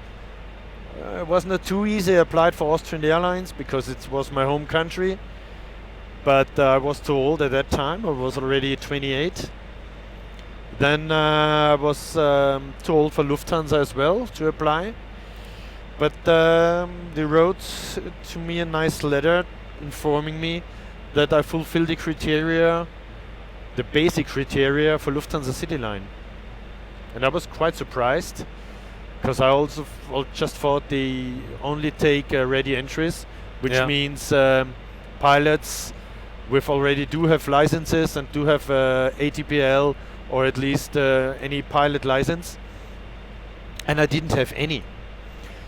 So still again I got a little pressure to come on and apply, and I did, and they called me back, and suddenly I had the opportunity to take part in a special program Lufthansa CityLine had, a ab initio course, which meant I could do the testing before. If the testing is positive, I did the training for Lufthansa CityLine already, and if I would pass, and I did finally, the training in the way they would like to, they offered me a job.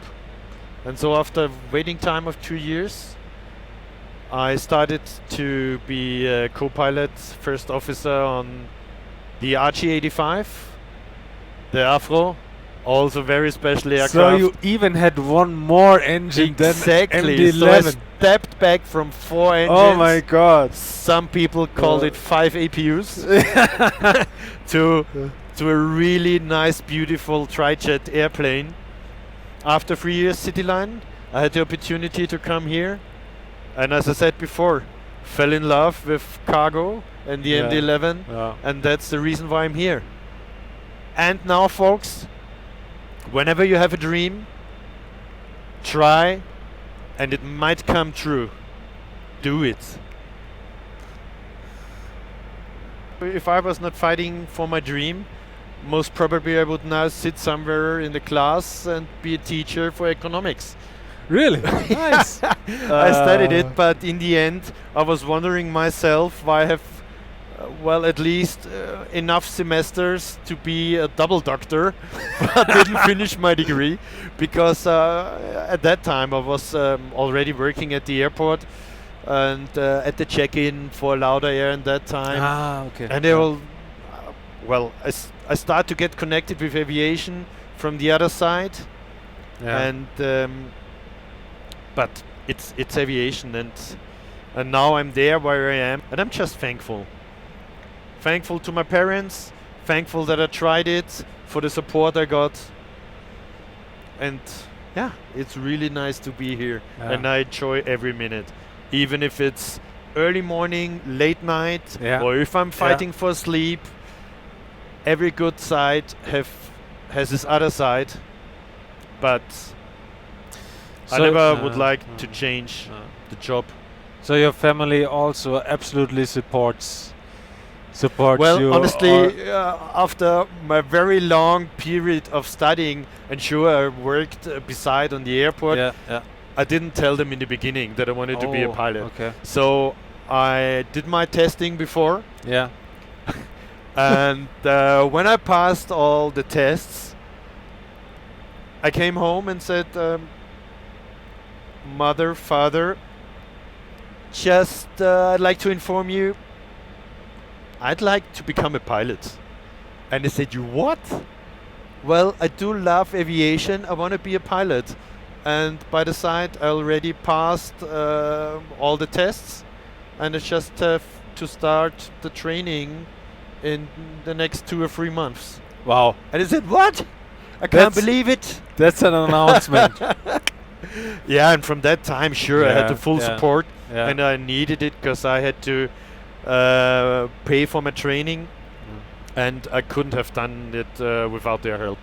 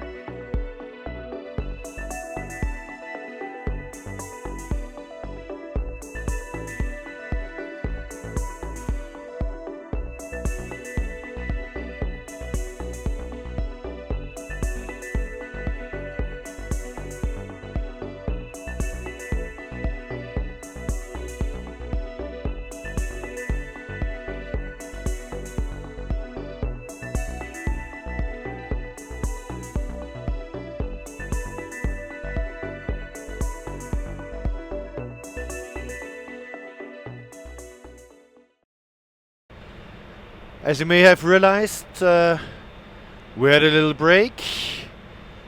Captain is back again. I changed the seats, and Simon is now in bed having his break. So we already passed landfall. We are in New York Oceanic area in the airspace. It's still quite silent because our communication is still via CPDLC, and we expect our next call with Boston radar after passing the next waypoint. Remaining flight time is at the moment not even 2 hours, and when we reach the coast we expect a descent along Long Island, hopefully with a clear sky. It's always a nice view. Oh, Günter, finally there's another traffic. Honestly, there was one about an hour or 2 hours ago when you were sleeping. Okay. Yeah, it's still these times where there's not too much traffic. If you have a look on my navigation display, that's the right display, you see a little blue diamond with a +10 on top of it. That's a symbol for another aircraft. The 10 means it's 1,000 feet above our altitude, and the plus, means that it's above. If it would be 1,000 feet below, there would be a minus. Now finally, clouds are clearing up below us. Marvelous sunset. Never-ending sunset on the right, but still it's beautiful how the sun is reflected by the sea.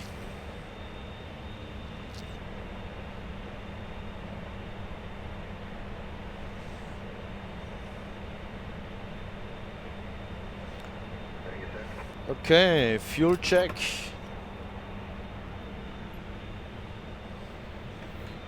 Now that's another part I like about flying, and it doesn't get old.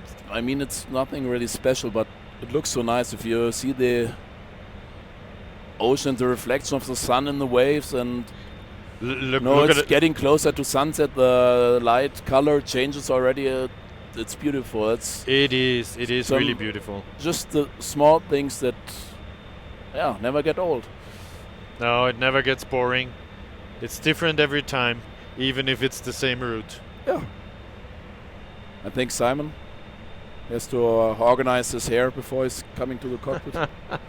Maybe. Yeah. Maybe. I hope he didn't hear that. No, he wouldn't. No. But I'm gonna tell him, you can be sure. No, I mean, there are no cameras here or anything. I think I can see already the first islands. I think that's Martha's Vineyard coming up. Okay, yeah, right. I'm gonna leave you alone.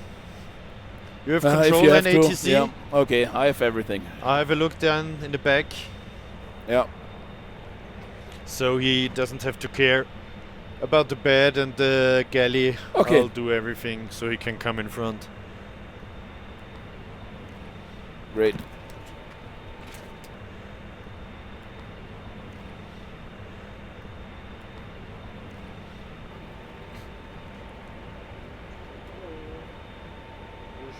Bonjour. Morning.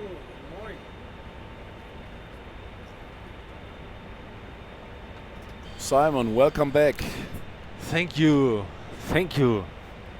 Did you get some rest? Did you get some sleep? Yeah, it was good. Really. Okay. Yeah. Let's have a look in the freighter room. In the cargo area in flight.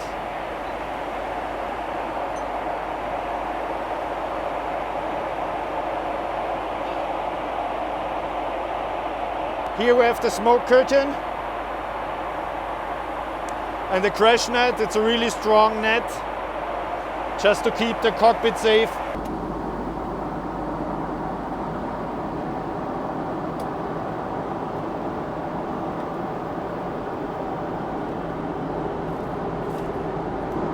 It's pretty narrow.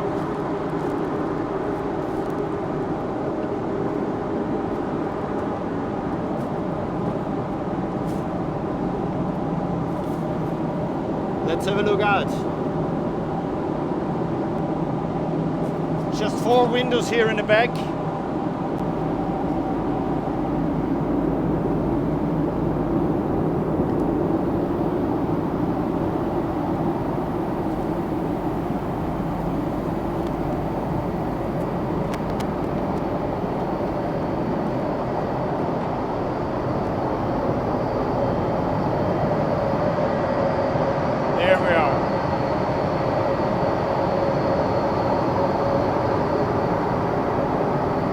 Back in the front.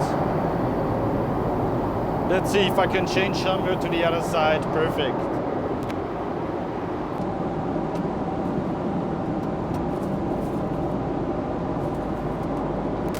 Let's have a look out.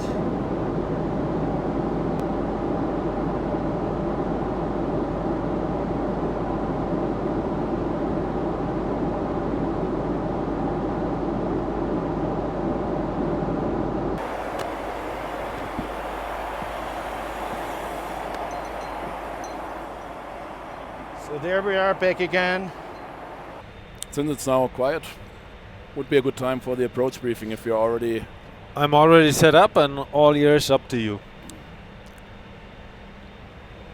Well, as I said, there might be a chance for a 3-1 right. I will brief you 3-1 left, that's our favorable runway. We'll ask for it, and yeah, if not, I would just do a second approach briefing. Yeah. Okay, ILS 3-1 right. The highest MSA will be 2,900 feet over at Manhattan, but we're coming from the easterly side. Our MSA is 2,000 feet. That's exactly the altitude we're going to start our final descent on the glide slope at 5.7 miles.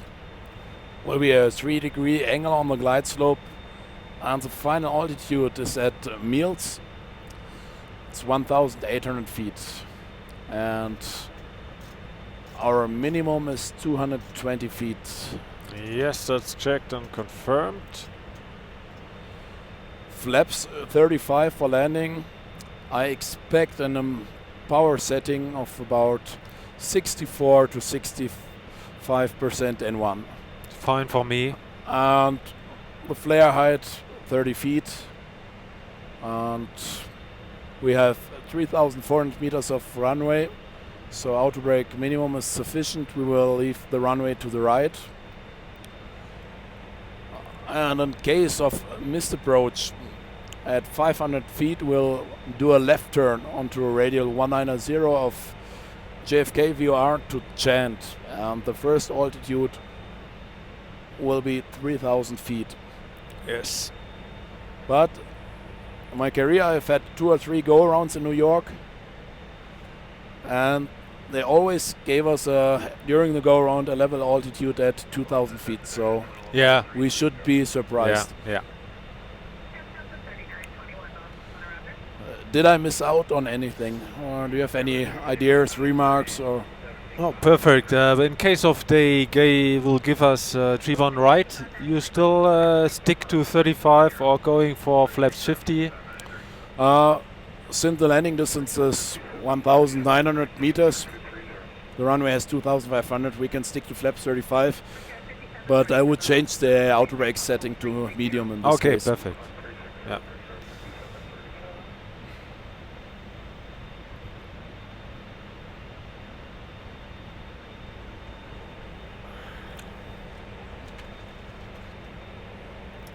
What I did mention, our minimum diversion fuel today, 6.2 tons. So that gives us room for one go around. And we have a lot of runways in New York. So right there I think we can also start to see Long Island coming up. Yeah. Yeah, it's so wonderful approach, and seeing it on the daylight, I'm really looking forward to. Yeah. Right at the beginning, there's a town called Montauk. I think it's pretty famous for vacation and holidays. Yeah. I really wanted to go there, but I've never had a chance so far. Yeah. Then the time is too less. Yeah. Cabin is secured. Perfect. Thank you. Very good.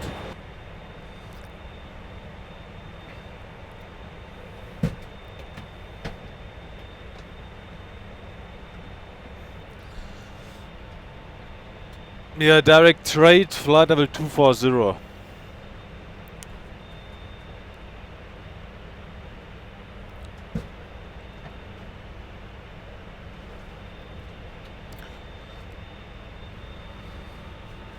So we already started or discussed our approach briefing, Okay. but basically the same that we discussed before. Okay.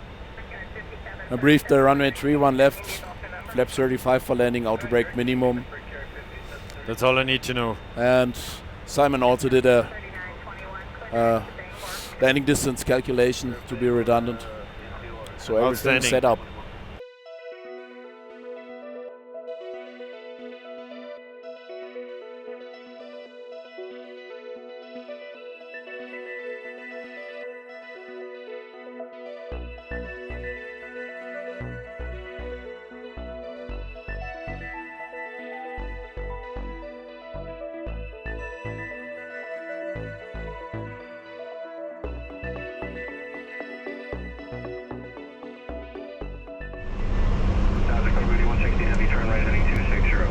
Lufthansa Cargo 8160, heavy right turn heading 260.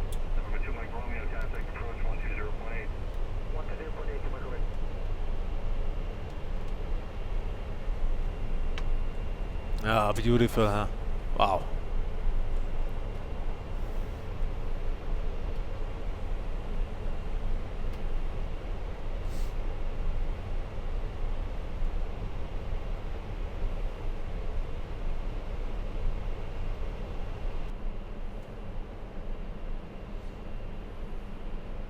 I will stubble in here the decks. I will clear one.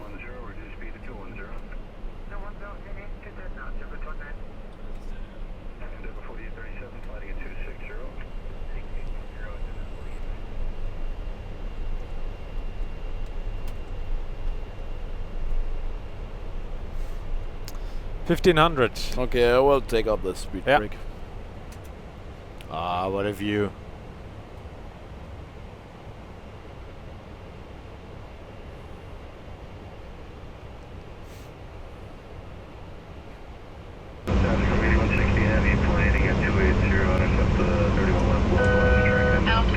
Lufthansa Cargo 8160, heavy fly heading 280 and track and intercept localizer, runway 31 left approach. 1000. 1000.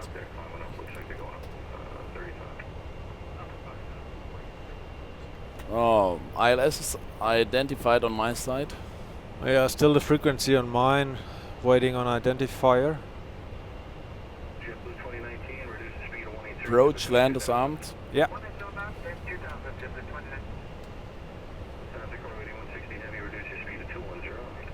Lufthansa Cargo 8160, heavy, reduce speed 210 knots. Let's extend. Let's extend.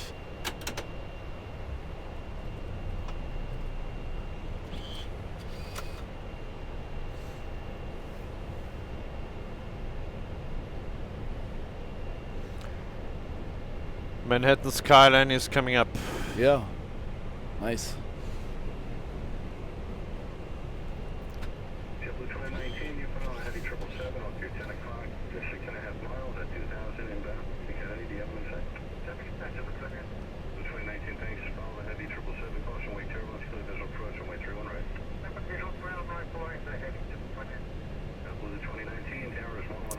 ILS identified.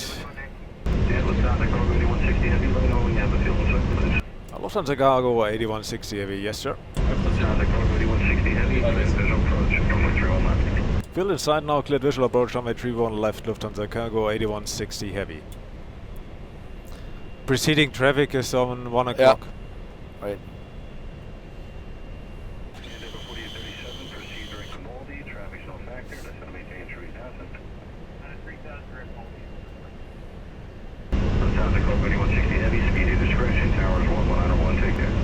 Lufthansa Cargo 8160 heavy, speed on discussion, tower 91. Bye bye sir, see you.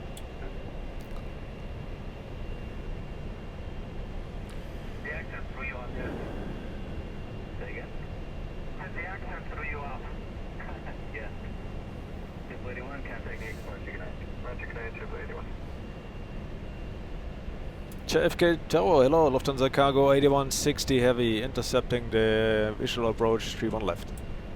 Lufthansa Cargo 8160 Heavy, Kennedy Tower, departure flight around 13010, left, clear left. Lufthansa Cargo 8160 Heavy, runway 31 left, clear left.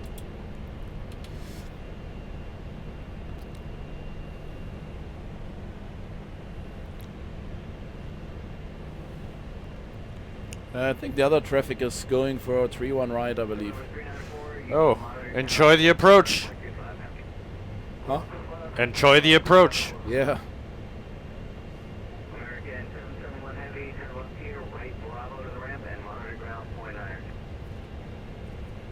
American 771 Heavy, that's up Bravo, monitor ground. Right on, Bravo. Directly into the sunset. Yeah. Wow. Nice. Sun is low. Procure 5771, Kennedy Tower, with 0 left on way, traffic 4 miles per hour. With 0 left, procure 5771.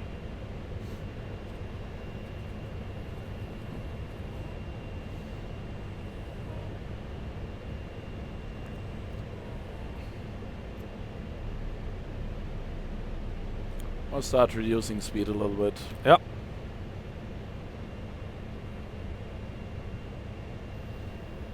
Now look at the pitch. Yeah, 10 degrees. 10 degrees. That's It's slats. Yeah. That's also only on the MD-11. Yeah. Flaps 15. Flaps 15. So what do you say? The pitch changes now to? 7.5. Yeah, that's what I would say too.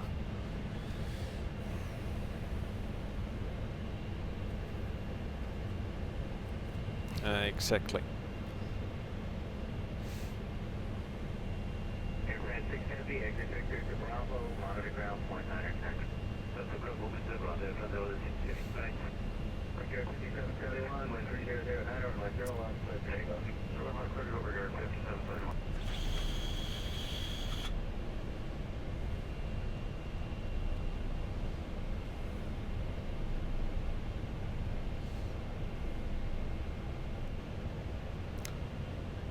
Flaps 28. Flaps 28.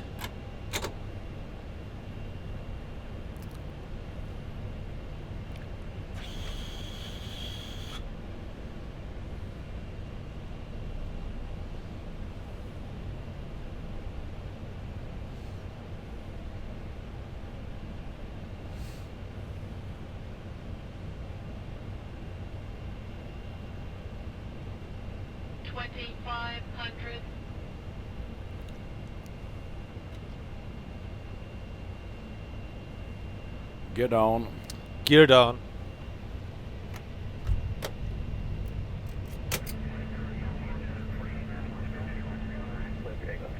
Alright, runway 311, clear for takeoff, over 4701. Procure 5771, contact near departure, good. 5771. Flaps 35. Flaps 35. Landing checklist. Landing. Gear. Down for green. Down for green, auto brake minimum, spoilers armed. Flaps 35. 35 EAD. Checked. Checked. Landing checklist completed. 1800 final altitude checked. Wonderful. Manual flight. Autopilot.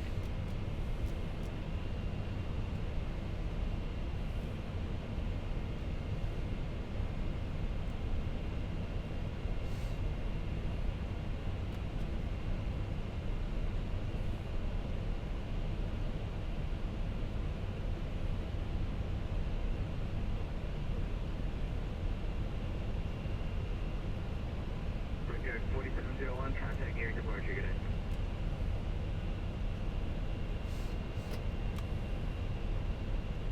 4701, contact near departure.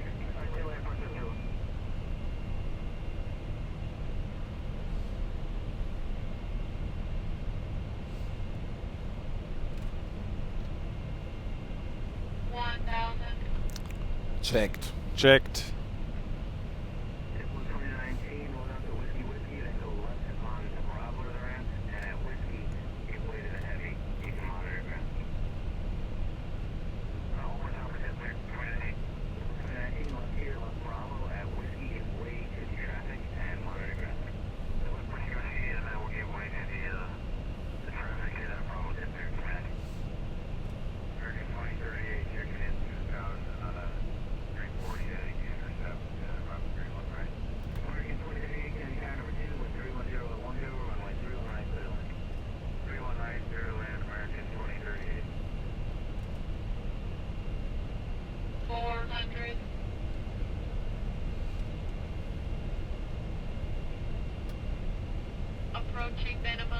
Runway ahead. Inside.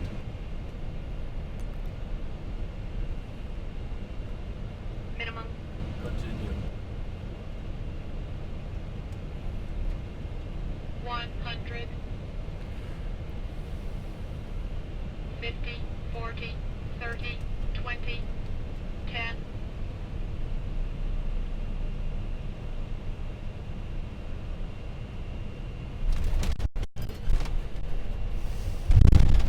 Spoilers deployed.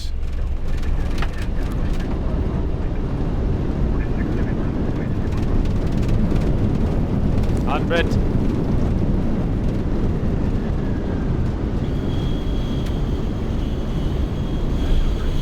Auto brake disarm. Lufthansa Cargo 8160 heavy. Turn right, Papa Charlie, right on Papa, and hold short of Mike Charlie. Lufthansa Cargo 8160 heavy. Right on Papa Charlie, right on Papa, hold short Mike Charlie. 901 Kennedy car, follow the heavy Delta off your right. So, right. Yeah. Papa is the first. Yeah. And then down to Mike Charlie.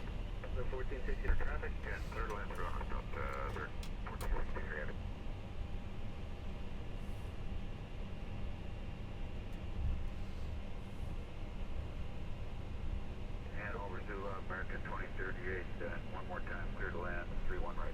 46 heavy, 133.012, and my 31 left, clear for takeoff.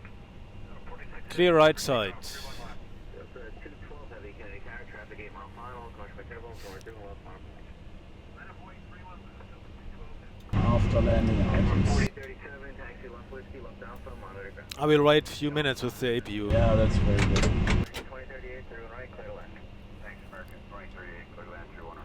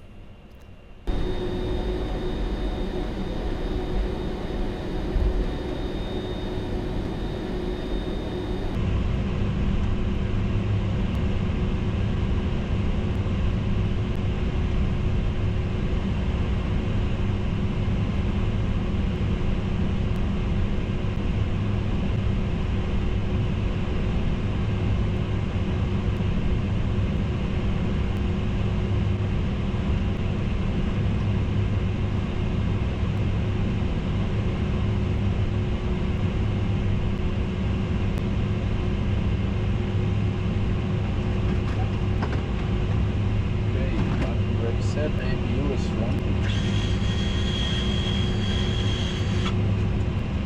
And we can switch off the engines.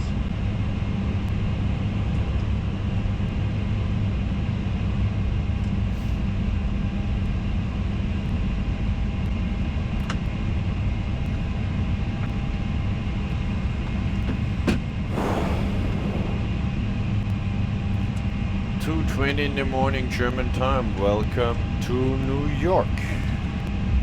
And how are you guys doing? Oh, very good. No complaints. Aircraft is fine. There are never any complaints. No, it never does. It's a very easy aircraft. I love this guy. Yeah, he's fantastic. I just call him, cannot say it, but I always call him Mr. Lovely because he uses the word. So Yeah. It's British. He's so British. Like he's so polite. Yeah. He's outstanding.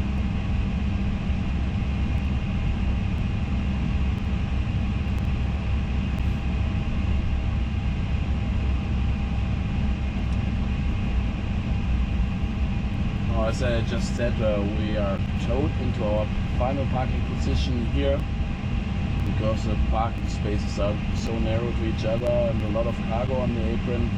So to avoid any damage with a jet blast, we will stop on the apron, switch off the engines, and the rest 100-200 meters we will be on top.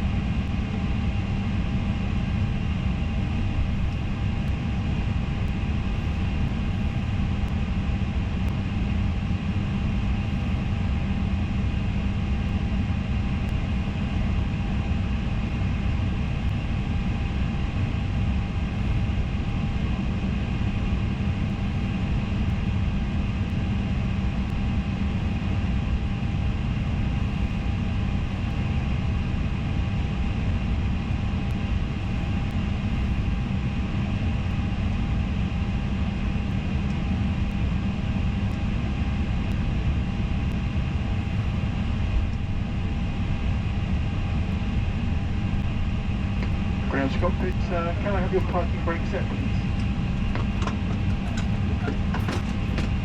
Parking brake set. Thank you, sir. Stand by for job. Yeah, we're standing by.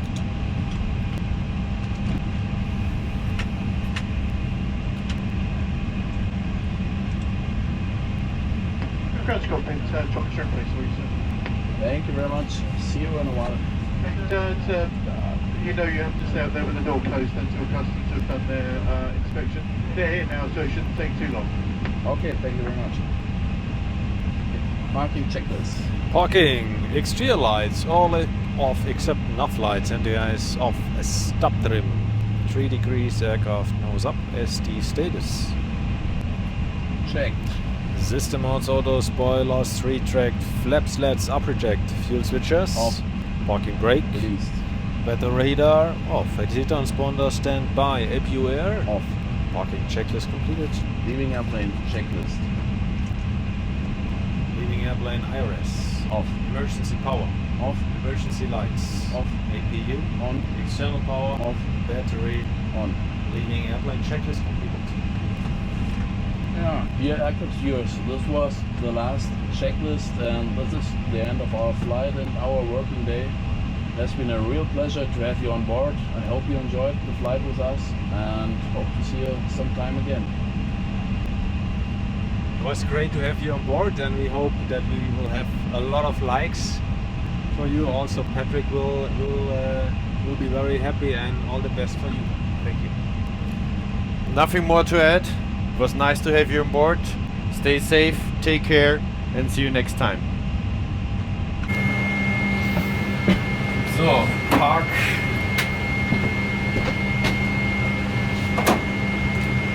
Ich mache auf.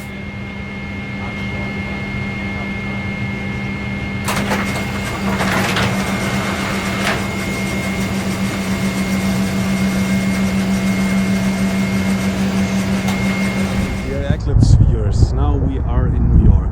We had good sleep, and now see where I'm standing at the Brooklyn Harbor and looking on the beautiful skyline of New York, of Manhattan, and behind me you see the very famous Brooklyn Bridge. And now I show you my favorite place in New York. Is the so-called High Line Park. It's an abandoned railroad, and it was transformed in the past 3 years to such a beautiful park inside New York.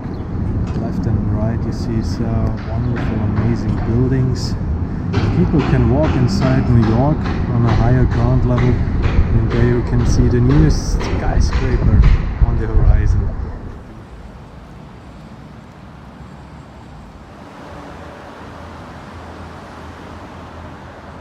Well, here we are again.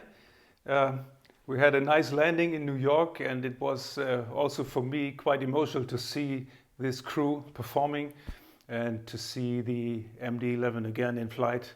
And I hope you also enjoyed it with the great crew, Axel, Simon and Günter. And I'm very, very thankful to the crew. Please don't forget to give them your thumbs up and a few nice comments. They will appreciate. They've been working hard for you for this memory of the film, and I appreciate that, and I hope you do that too. Speaking about giving back with thumbs up, I would like, as a very final word, to plant the seed in your mind that maybe you want to consider giving back a little. Simon has been talking in the movie about Focko's fantastic involvement and engagement in his Lufthansa Cargo charity organization, Cargo Human Care. And again, I would like to reiterate what Simon said.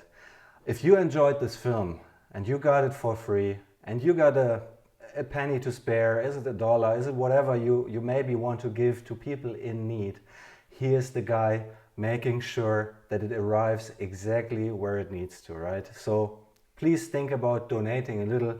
Down here is the link. Thank you so much if you consider that as an option. Yeah, Patrick, Simon, Axel, Günter, thank you very much for mentioning Cargo Human Care.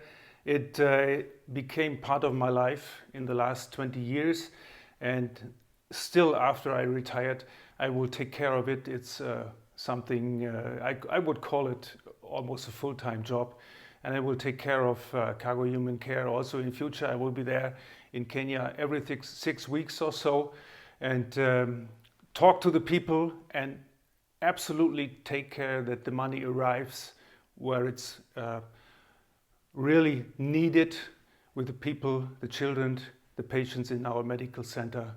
And I will really take care that the money arrives there. Every penny that's spent will arrive there. Thank you once again, Patrick. Thank you for supporting Cargo Human Care. Keep it up, stay safe, and look forward to the next Ultimate Cockpit movies. Thank you very much for now. Bye, guys. Bye-bye. Air-Clips.com